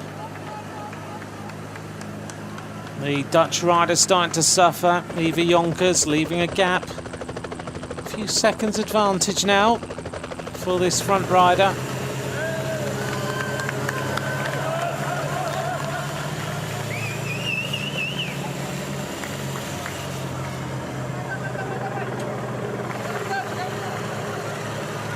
Molina is still breaking away and riding a good race. Starting to open up the advantage on the chasing pack. All the Russian riders, surprised they've all still got their leg warmers on, but it is quite chilly. A good crowd on this climb, enjoying watching these riders. Through Aldrand, this is where the race starts to bite. Takes us right up to the Mittelgebirge plateau.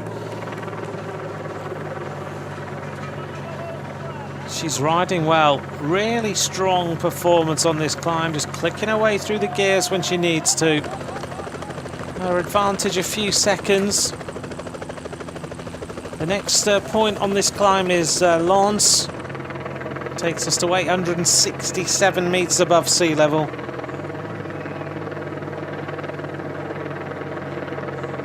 Lovely pedalling style on the climbs, Galamolina. Keeping the cadence nice and high.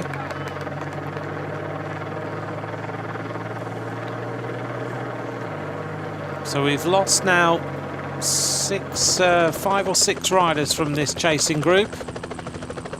And now the counter-attack starts to happen. Comes from Italy, and I think immediately onto the wheel is Laura Stigger. So Malcotti is making a move. Stigger goes with it, and going across is the Canadian rider, Simone Boyard.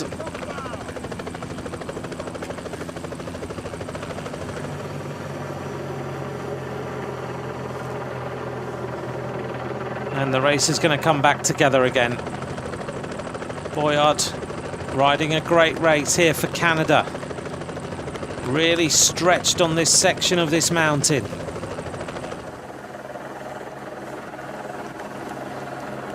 being dropped now, Hannah Ludwig of Germany. And Eva Jonkers is being dropped as well.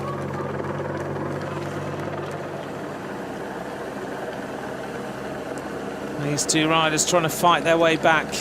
It's such a hard climb. Hannah Ludwig just looking for another gear to see whether she can get back. She may well do. She's one of those riders who may just have to ride her own tempo. Simone Boyard setting the tempo on the right-hand side for Canada. And now feeling the praise is Jaskulska. This is thinning down all the time. These little accelerations are hurting the legs. Who do you think's going to win? At UCI_cycling, at Ant McCrossan is where you can join me now. The time trial world champion is being dropped. Rosemarina Milan, and the attack of Gariva is starting to hurt these riders. Gariva goes again.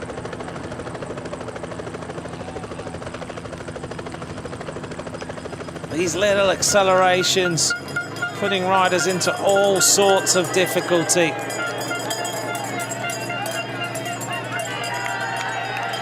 Gariva really is on a very good day on the right-hand side there. Laura Stigger's looking good. To me, the Italian rider, Malcotti, also looking strong. Five for Georgie, struggling a little bit. Malcotti there in the white glasses. Boyard is looking good for Canada. She looks very comfortable. Laura Stigger knows this climb better than anybody. She's the rider with the yellow helmet on, and being dropped at the back now is Bidak. She's trying to come back if she can. Anna Bidak. Number 70 in a little bit of difficulty too, Mia Saba.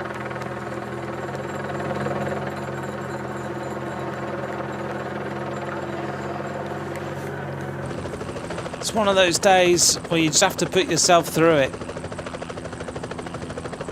Colombian rider Botero looking comfortable on this mountain. I thought she would. Once it got onto a climb that wasn't quite so steep, but was taking you up to a bit more altitude, then you were always going to expect her to be there. And the recovery then of Mia Saba, and also number 40 is Anna Bidak.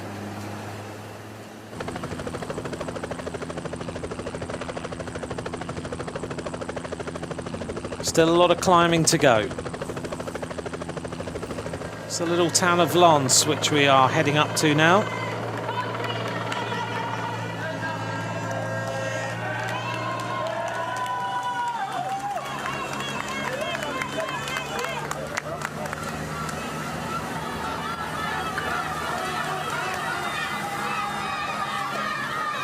Still around 3 or 4k to go to the top of this mountain. Who's going to have the strength to go away before the top? Another little acceleration comes from number 46, and that's Veronika Yandova. She's happy on these climbs. She likes this terrain. The Italian rider's just trying to keep this under control. They don't want Gariva to go to the front. She's up on the pavement. And here comes the attack then from the local rider, Laura Stigger of Austria. One speed, flat out, and that is what she is doing. She knows this climb. She goes away with a furious acceleration. Well, she knows exactly how far it is to the top. Laura Stigger looking superb as she piles on the pressure on everyone else.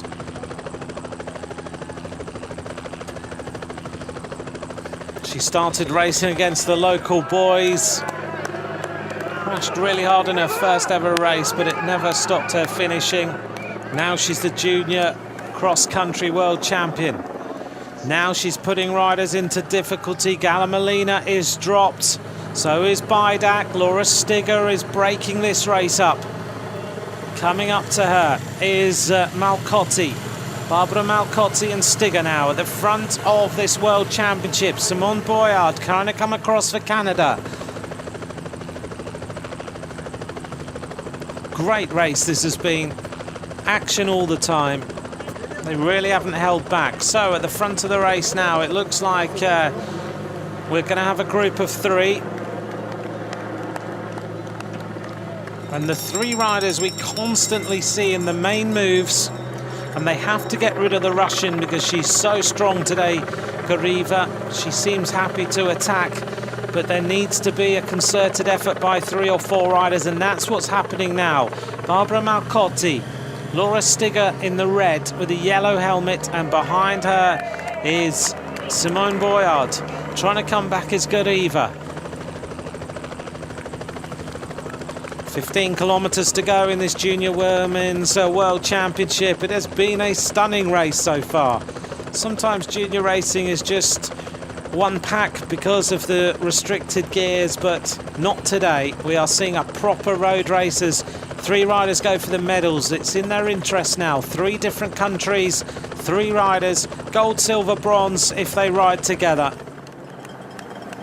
Simone Boyard goes to the front for Canada. The Italians are happy with the way things are going here. Pfeiffer Georgie of Great Britain no longer there. She's been dropped. And now Goriva goes on the attack. So I would have thought that Pfeiffer Georgie would be one of the riders who would have been here. She's been highlighted as the talent of the junior ranks. Camilla Alessio now trying to go across for Italy. And Goriva is there.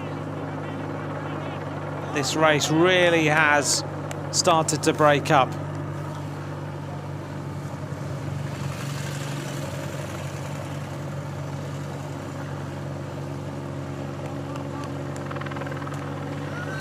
Simone Boyard of Canada has been matching every single move on these mountains.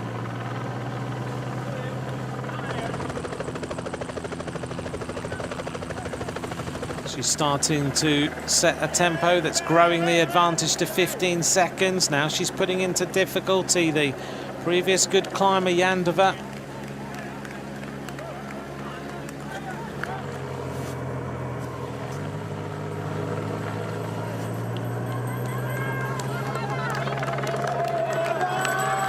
Simone Boyard, not too worried. 1 kilometre to go to the summit of this race.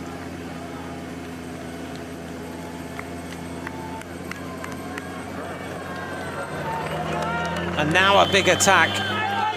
A big attack by the Italian rider, Malcotti. Boyard has set the tempo, and now she's got to try and react to Malcotti going clear. Laura Stigger of Austria looking for an Austrian gold medal. Look how hard she's trying here to stay on the wheel of the Italian. Boyard finished 8th last year in these Junior World Championships in her first year. She's the time trial champion in 2016 of Canada. She was highlighted by the Canadians as a woman to watch. Now they're near the top of the mountain. What's the gaps going to be? It's a flat-out descent now down to the bottom of this circuit. And 3 riders clear. Laura Stigger. The gap is around 28 seconds. One more Italian rider trying to go across.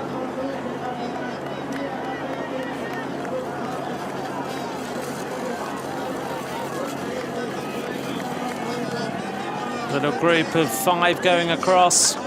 Then the next rider on the road is Botero of Colombia. Still, all these riders are in with a shout, but if these 3 riders combine and work together, this is where the medals are going. Boyard, Malcotti and Stigger.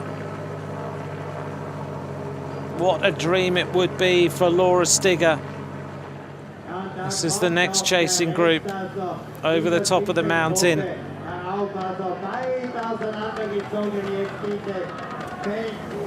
So 1 minute is the deficit for that group, but Goriva isn't giving up here. She's trying to bring the race back together. If you can descend fast, you have a big opportunity. Jade Wheeler's in this group.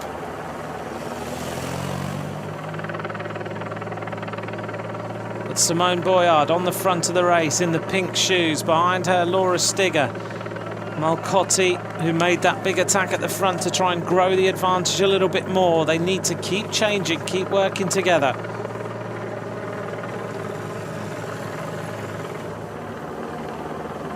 Number 1 is trying to go across there, Camille Alessio. The French rider on the front isn't giving in. This is Marie Linette.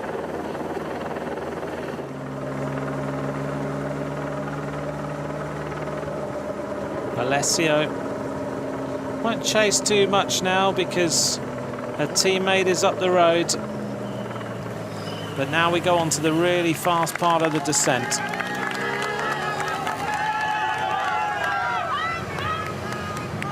Get ready for this descent, it's very fast. 28 seconds now, the advantage for this trio. Laura Stigger, she'll know every single corner, every twist, every turn. She'll be able to help this group out. With the Tyrol on her back, she comes from the Tyrol. And Simone Boyard into the aero tuck. On the back of the group is Malcotti. The Italians have won this race twice. Well, Malcotti is saying, I'm not going to work. Well, why would she do that? That's a little bit selfish, to be fair. This is a Junior World Championship, and you're in with a chance of taking a gold medal, and you're saying, I'm not going to work because my teammates are chasing. Well, to be fair, that's a little bit of a crazy instruction. But she can use it to her advantage, I guess. The advice surely is, put your head down, go and try and win the gold. Pironi and Balsamo, the last 2 winners for Italy. Chloe Dygard of the United States of America, the winner in 2015. Amelia Diedrichsen, the winner twice, 14 and 13. Lucy Garner of Great Britain, twice a winner. And Laura Stigger is just going to stay on the front and set the pace. She'll be happy with this. 74k an hour on the descent. Simone Boyard trying to stay there. Malcotti is quite happy. Stigger is descending like an absolute demon. Into the next left-hander. Simone Boyard being dropped. She's got to try and stay there. Stigger has got the home advantage. 65k an hour through that corner. It shows you have to be able to climb and you have to be able to descend. Boyard is going to have to do the descent of her life here, just to stay there to get the medal. Now they are going for gold. 2 riders left at the front. 10 kilometers to go. This road is tremendous. Now it gets even quicker. It's onto a really steep, fast section. Laura Stigger right on the wheel of the Italian. These junior girls going downhill at 70k an hour as Simone Boyard comes back for Canada. Previous winners of this race: Pauline Ferrand-Prévot, Jolene Dora, Marianne Vos, Nicole Cook, Ina Teutenberg, the new team director of the Trek team. 15 seconds now to the chase, and now the Italian Malcotti decides to work. Looks around at Laura Stigger. 15 seconds is enough for them to win the world title. Stigger's looking, come on, keep working together. They've got no more gears left. They literally have to just get in the aero tuck and go flat out.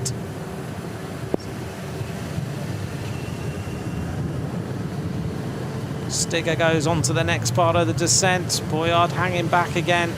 This is a really fast section, 70k an hour. Like a video game going down here. And a really fast left-hander. Boyard's not as confident on these descents as Stigger is. Stigger is absolutely loving this. Stigger trying to get rid of the Italian on this descent now.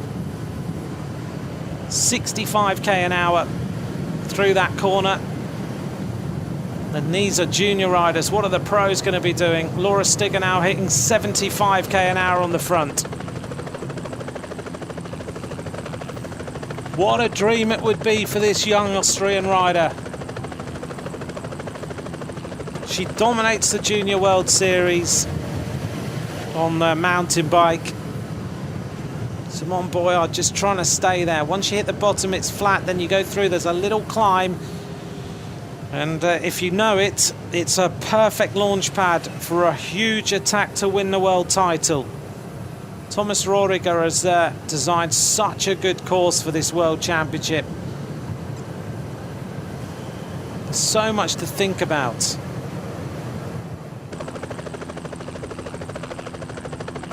Malcotti goes to the front again. Stigger in second place. Boyard is still safely there. An enthralling finish. 7k to go and Boyard comes back to the front of the race.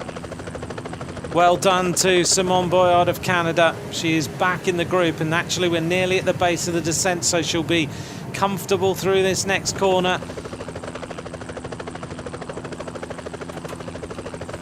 Malcotti goes fast through that turn. Italian's always good on descents. And now they're on the road where they came up on the other side. Service car stopped there. Don't know why. On the right-hand side of the road. Just waiting to look after them, I think. They need a little bit of help, a little bit of shelter. 60k.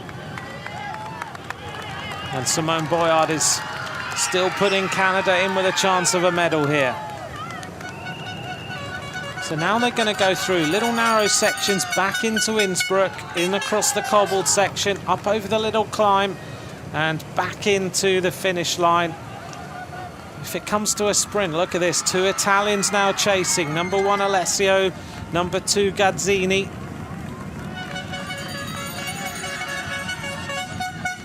They've left.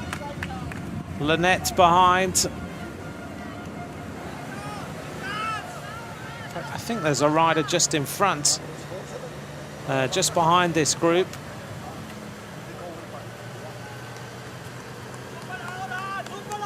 It looked to me like there was another rider in the gap, but Boyard, Stigger, Malcotti. Then it looks, from what we're being told, Alessio and Gazzini. Stigger saying you need to work. The Italian Malcotti not working that hard. Just waiting for her teammates. Yep, here we go. There was definitely one rider in the group. Marie Lynette of France is coming back. That must have been a tremendous descent for the French rider. She's left the 2 Italians. Marie Lynette looking good, trying to go across to the front group of riders. This is going to change the whole complexion of this race if she gets there. 4th in the European Time Trial Championships.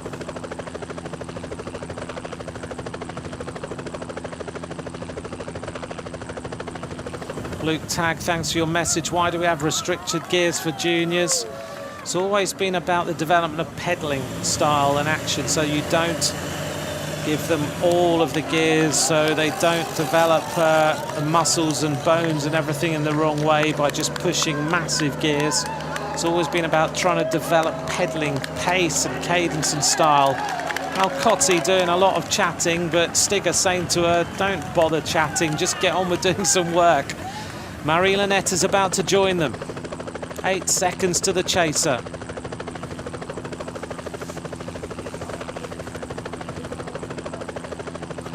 Any moment now, we're going to have 4 riders at the front of this World Championship.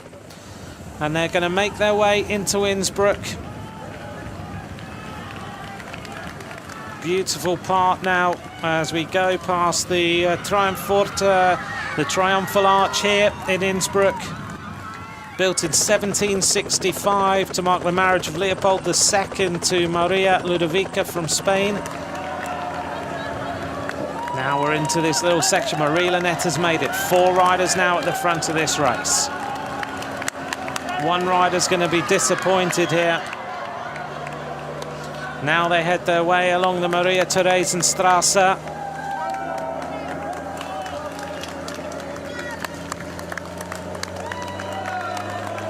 So 4 riders working together. Simone Boyard. Now the chase behind is all about Gazzini and Alessio. But now they're onto the cobbled section. Once you go through here, it narrows. Then you go up over this little climb. They enter the old town. They're going to go past the Golden Roof, the most famous and iconic attraction in the centre of Innsbruck. It's just in front of them. There it is, the Golden Roof. Still 15 seconds is the advantage. All together, they really have got to start working. Simone Boyard working. The Italian is disrupting everything here. She wants her teammates to come back as she peels across. I think Boyard is just going to rip it up this climb, and so is Stigger. I think Stigger, because she knows that this is the perfect launch pad, is going to say, right, that's it, I'm going to go, which she does. She goes to the front now. Laura Stigger of Austria, the Italian rider, matching her on the little climb. And she'll try and pull out another 5-6 seconds at the top. Simone Boyard trying to stay on. Marie-Linette's legs are hurting. Well, when your motto is one speed flat out, you might as well show that that's what you mean. Laura Stigger of Austria doing her country proud at the front of this junior road race. Marie-Linette, having got to the front, is now being dropped again. There's only 3.5 kilometres to go, and we have three riders, the three riders that have dominated this race. Malcotti has got to start working soon. At some point, she's just got to say, OK, I want the gold medal. There might be a plan.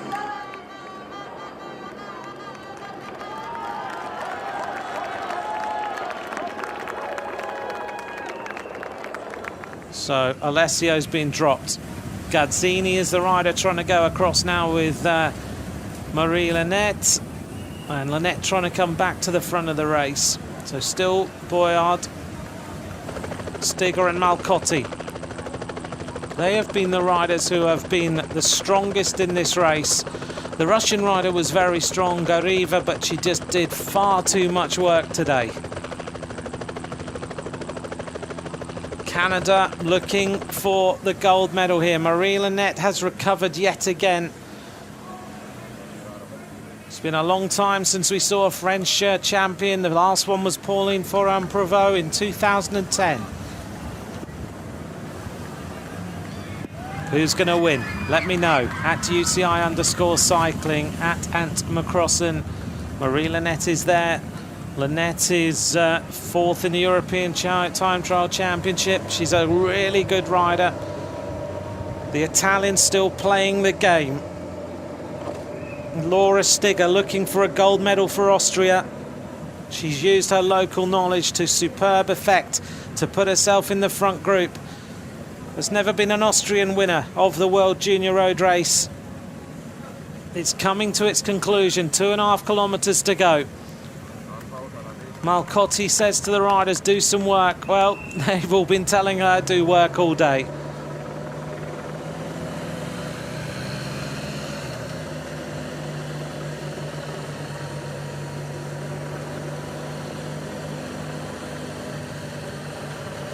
"15 seconds now is the distance. This race was first run in 1987. It was first won by Catherine Marsal of France, who is now the coach of the Danish squad. Nicole Cook won the race twice, in 2000 and 2001. Marianne Vos has won it. The Swiss have taken medals. Hanke Kupfenagel was the German winner in 1992. 10 seconds now. The game is being played by Malcotti. Stigger is saying, do some work. Malcotti is saying, well, my teammates are behind, but come on, 1.5k to go. She's just putting herself out of a medal here, potentially. 1.5k to go. And Malcotti has been the strongest Italian without any doubt whatsoever. The 4 riders go around the corner. 2 more riders coming. Oh, almost a crash in that corner for the Italian rider. Gazzini is there, and Marie-Linette goes. Jade Veal is also there for France in the background, wearing number 19. So 2 riders trying to come across. Gazzini is the Italian. But an attack now from Marie Linette. 1.1 kilometres to go. Simone Boyard trying to go. Laura Stigger ushers Malcotti into third place. A great ride there by Laura Stigger. 1 kilometre of racing to go. What a thrilling junior women's road race this has been. Who's going to take the title? They really can't mess around now. We're going to find out any moment now. Who is going to take it? Laura Stigger is looking for this for Austria. 8 seconds now is the advantage to Jade Veal and Gazzini. Malcotti is still playing the game. Surely now she's got to say, OK, it's all for me. Laura Stigger looking for a medal for Austria would mean that the Austrians would erupt. Malcotti now on the front of the race. Behind her is Boyard. Marie Linette in third place. Laura Stigger has played this one absolutely perfectly. Into the finishing straight here in Innsbruck. The local girl is looking for the gold medal for Austria. Marie Linette on the back. Malcotti has put herself in the worst position. Here they go now, nearly 2 hours of racing, 200 metres to go. It's all about the four at the front. Stigger goes for Austria. Malcotti on the other side. Stigger of Austria is going to go for the line. It's going to be a gold medal for Austria. Laura Stigger wins in her home city for Austria. What a tremendous race by the young Austrian. Superb race. Coming in now for 5th and 6th place. But Laura Stigger wins in Austria. She did absolutely everything right. Well, that is going to set these World Championships absolutely alight. Her motto is there is one speed, flat out, and that's what she did in the finishing sprint. Laura Stigger wins for Austria in Innsbruck, where she was born on the 25th of September 2000. The Italians played the game of poker, but the winning hand was with Laura Stigger.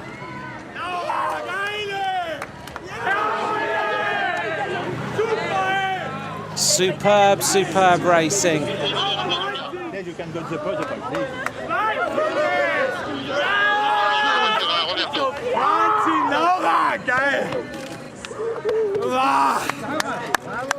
Junior world champion in cross-country mountain biking, now junior world champion in the road race.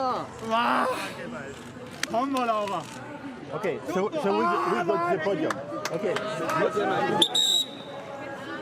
Second place will go, I think, to Marie Linette of France, Simone Boyard of Canada. Here's the group coming in now for the 9th place. And 9th place is going to go to the Danish rider, and that is Mia Saber.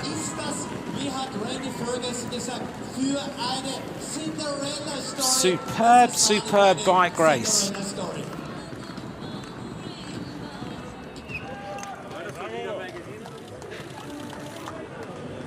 Dare to dream, and dreams come true. This young junior showed everyone how to win a race. She didn't put a foot wrong. Here's the run in for the sprint. She put the Italian on the front after so many times they'd been talking. And then when it came to the finish, she just left everyone behind. Laura Stigger challenged there by Marie Linette, but she knew she had it.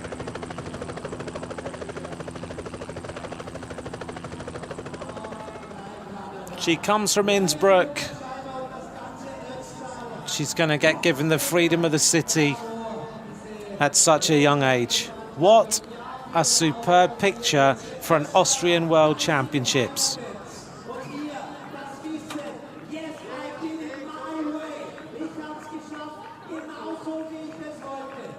Here's the winning margin. She even had time to sit up. She wins it by around about a wheel.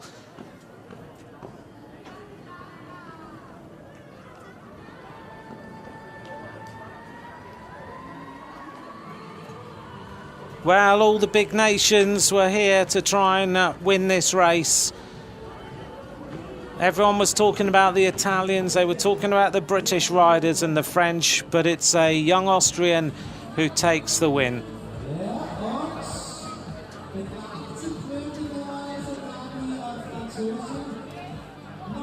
She was super strong. She made that huge attack when it mattered to make sure that the group behind didn't come back.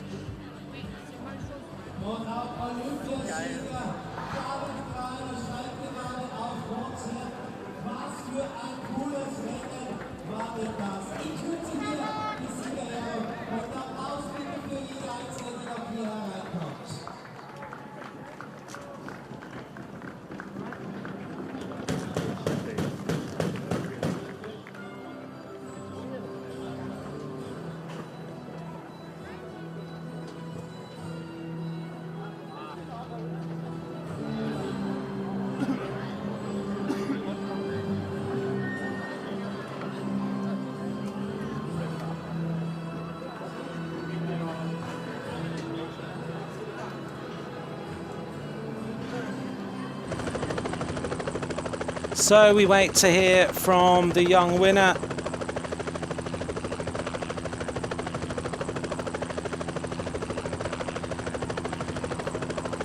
Let's hear now from the winner of the Junior Women's World title, Laura Stigger of Austria. Laura, it's a dream. It's a dream. You're a world champion and you do it at home. It's incredible, I suppose. Yeah, it's such incredible. Thanks for all the people standing around the track and pushed me to the limit, and thank you for that. It's unbelievable. I can't believe it. Yeah, because you are from here. You are from Innsbruck, so you knew the track pretty well. It was the dream scenario. Yeah, I know the track, but I am from mountain biking, and it's unbelievable. Can you take us through those final moments? It was a hell of a battle with the Italian rider, with Marie Lenette, the French rider, and Boilard of Canada. Well, we're very close. My legs are burning, and I gave everything I had, and yeah, it's crazy. When you started the race this morning, did you think you could become a world champion? No, I never. I like to have fun the track because it's my second road race, and it's incredible. So what's next after this? Back to mountain bike, road race, maybe a professional team? I don't know. I am looking forward now for the Youth Olympic Games in Buenos Aires, where I'm allowed to go, and then I am looking where I go. And tonight a fantastic moment with the friends and with the family, I suppose. Yeah, that will be celebrated, and yeah, it's incredible. Thank you very much. Congratulations. Great. Her second road race is the World Championships, and she beats all the top juniors in the world. All the names, riders who've already signed World Tour level contracts. She beats them all in her second road race. Tactically perfect. She did everything she had to do. She made the accelerations when she had to, and she wins in 1 hour 56 minutes 26 seconds, beating Marie Lenette of France into second place, and a great bronze medal for Simone Boyard of Canada, who did so much work. Behind them, the Italians, well, Malcotti played an interesting game and it didn't pay off. Here's the run of the top 20 riders.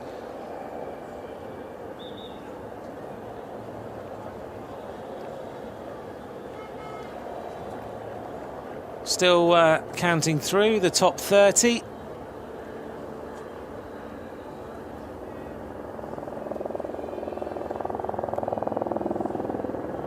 And the top 37 riders who finished today's race, with the New Zealander Niamh Vischer-Black there. Abigail Youngworth of USA in 31st place. Kelsey Van Schuur of South Africa in 33rd.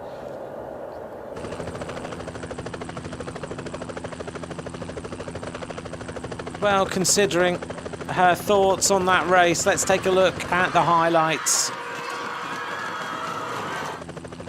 Rolling out of the race start. Started at 9:17, the official start, after we had a few problems. The Irish rider coming back to the peloton before the race got underway.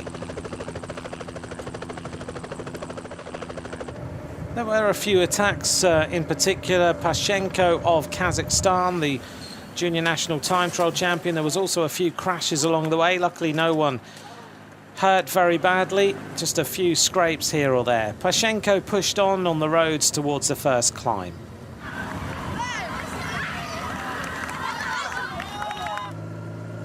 Finally, Pashenko was caught by the acceleration of the British team before we got onto the first major obstacle, and Gorieva of Russia showed that she was on good form today. Maybe did a little bit too much work in this race. At the top of this climb, there were 12 riders in the lead eventually. The Italians working well together. Finally, a group of riders all came together. And then it started to swell on the run-in down to Innsbruck, eventually with 25 riders at the front. Then it was all about the mountain, onto the climb of Eagles, and slowly but surely things started to calm down. But the big attack really was caused by Laura Stigger, the mountain bike world champion, as she went clear in her second road race. She attacked hard, she was joined at the top by Malcotti, and eventually Simone Boyard of Canada also managed to find the legs to make her way across to the front group.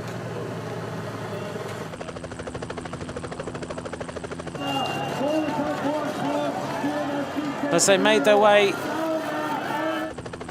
in towards the finish line, the descent was superb. Laura Stigger using her mountain bike skills to very good effect. Marie Lanette, well, what a great race by her. She got dropped on 2 occasions and came back. She got dropped again here. Laura Stigger riding with so much experience, considering she doesn't ride road races. When it came into the finish, though, she knew the line, she knew the city, and she had so much she wanted to do. She powered her way to the line, beating Marie Lanette. Just shows you, keep trying, you might stand on the podium of the World Championships. Laura Stigger takes the gold medal.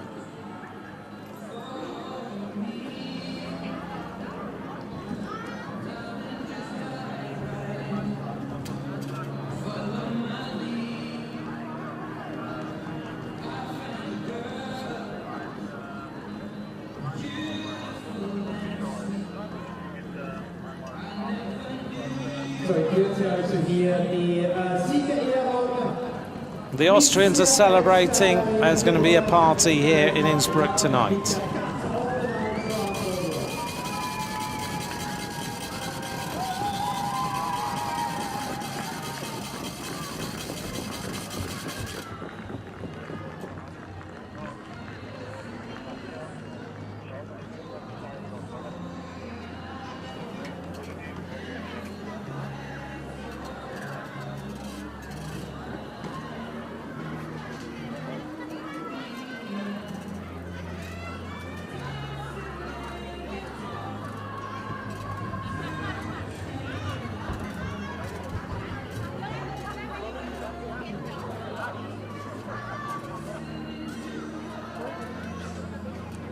So in a few moments we'll bring you the podium presentation.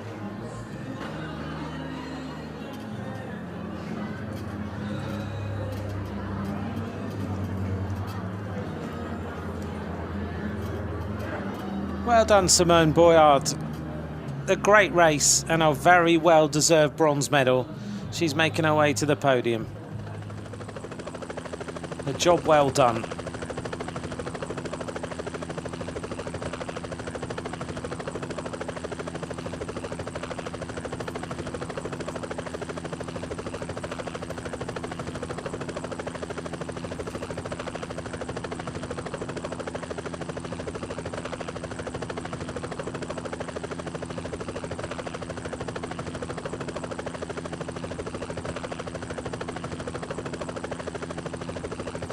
When you will receive the medal, you go up.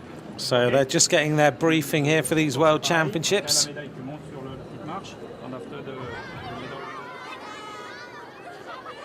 Protocol on the stage. It's great to see so many of the kids out here enjoying the racing. Maybe some of these Austrian kids will be inspired by the performance there of Laura Stigger of here in Innsbruck. The officer have my cup and some. After the podium, yeah. After you can, but until the podium.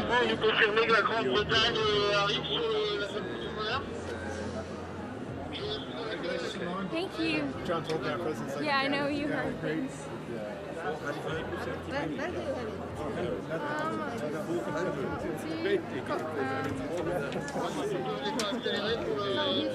He has such a cool. Can you maybe take it? In the center. Please, thank you. Lots of discussions going on there at the stage.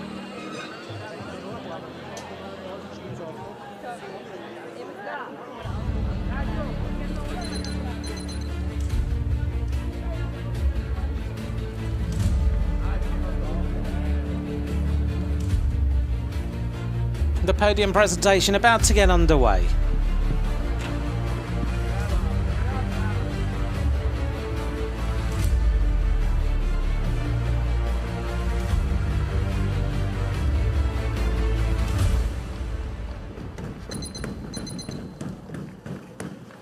Ladies and gentlemen, welcome to the awards of the UCI World Championships.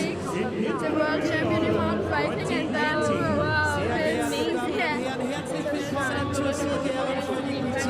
yeah, it must be a great feeling.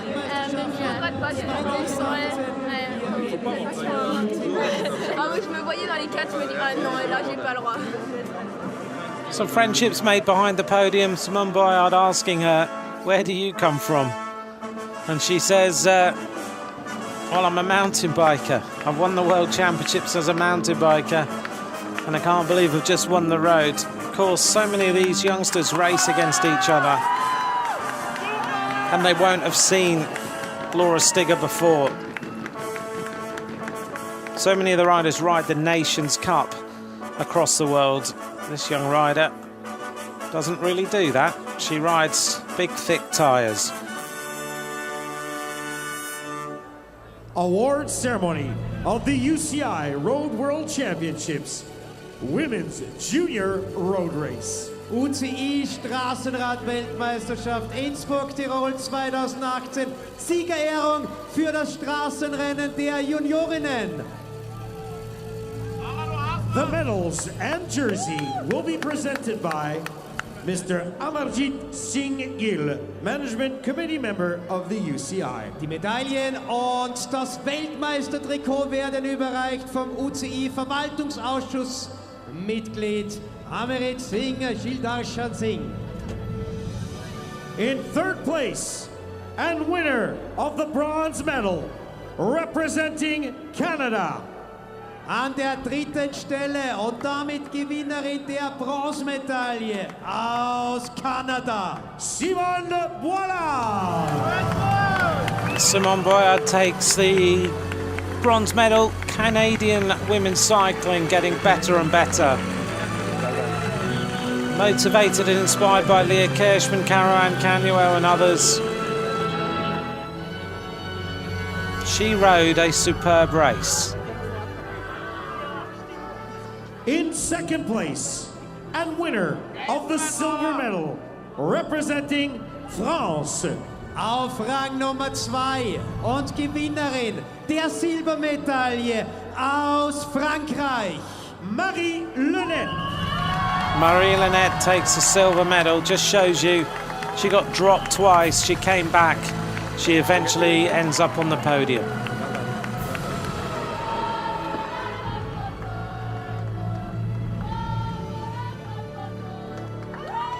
In first place, world champion and winner of the UCI gold This medal, is going to get a big, big representing cheer. Austria. auf Rang Nummer 1 und damit neue Weltmeisterin und Gewinnerin der UCI-Weltmeisterschaftsgoldmedaille aus Österreich, Laura Sticker! Laura Stiger is the world champion.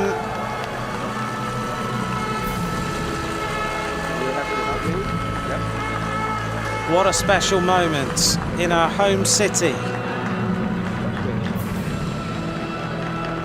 Very nice.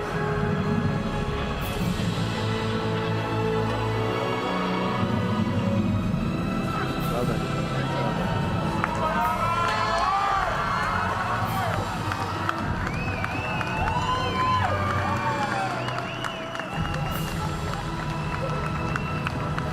The flowers will be presented by the member of the board of the Abertal Seenland Tourism Office.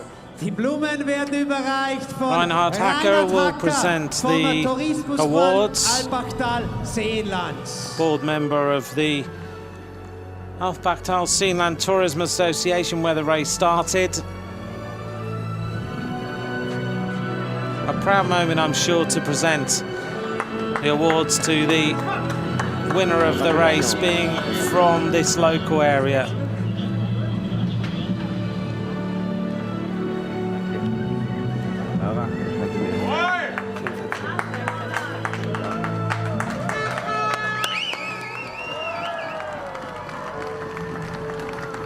The Tissot Watch will be presented by the UCI Management Committee member.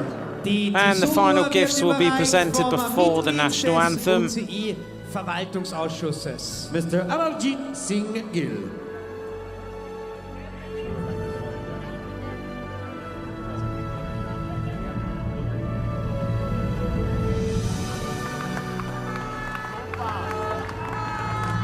Ladies and gentlemen, in honor of our new world champion, we present the national anthem of Austria.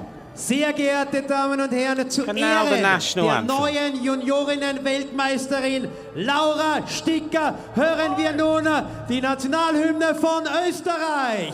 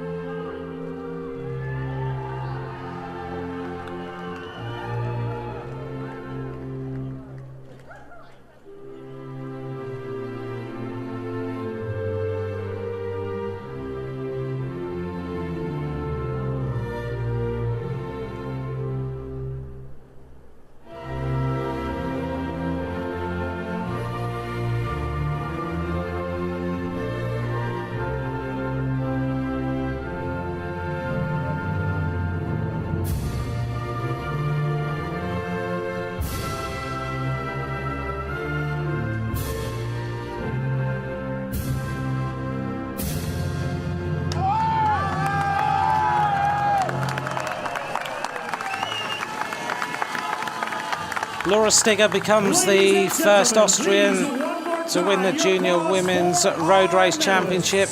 Meine Damen und Herren, nochmals unser aller Applaus für die Medaillengewinnerin. Erste und Goldmedaillengewinnerin Laura Sticker. World champion! Our silver medalist, médaillé d'argent Marie Lenette et médaillé de bronze medalist Simone Boilard.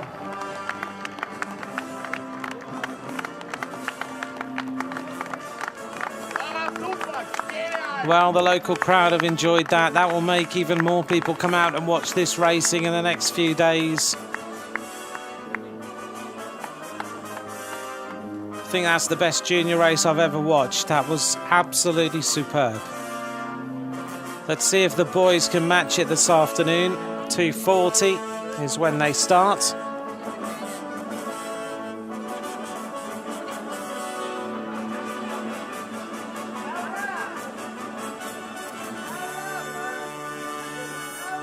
Ladies and gentlemen, this concludes our award ceremony for our women's junior road race. Stay with us as this afternoon we will be presenting the UCI Road World Championships Men Junior Road Race. So this afternoon we'll bring you the junior men's road race. A little bit longer. It'll take us into the early evening by the time the race finishes. The riders departing at 2:40 in the afternoon.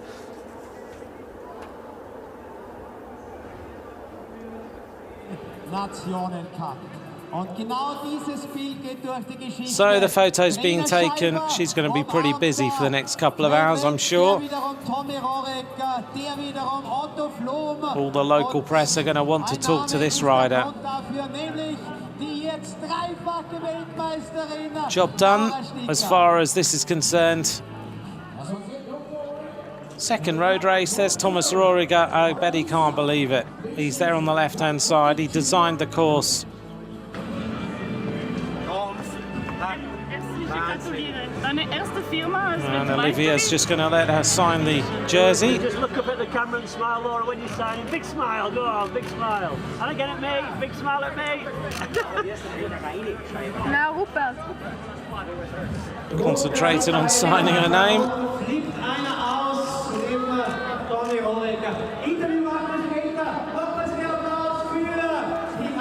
Laura Stigger, remember that name. Clearly a big talent for the future. Already a champion at mountain biking, now a champion on the road. Without any real experience of being a road rider. Confirmation then of the result. Laura Stigger won. She took the gold. Marie Lanette of France took the silver. Simone Boyard of Canada took the bronze medal. The Italians missing out. There's our top 20. The time trial world champion Rosemary Amelan in 20th place. And then the rundown of the top 30 with the bronze medalist from the time trial, Eleanor Backstead in 30th place. And now we've got more riders who have finished. There we go. So a lot of riders completed the course, considering just how difficult it was. In fact, as we count them down, in fact, most of the riders have completed the course. As we continue through the different numbers there to 70, all the way through to 80th.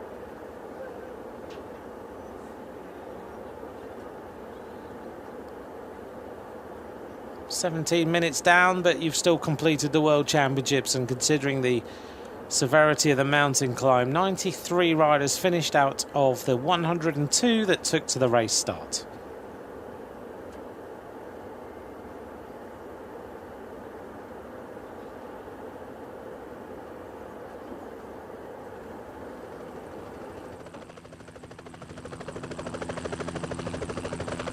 We'll be back with more action for the men's junior road race starting at 2:40 Austrian time this afternoon. The Austrians have a new world champion. Laura Stigger takes the world title in her home city. That's a dream that she didn't expect to come true, but it certainly did. Bye for now.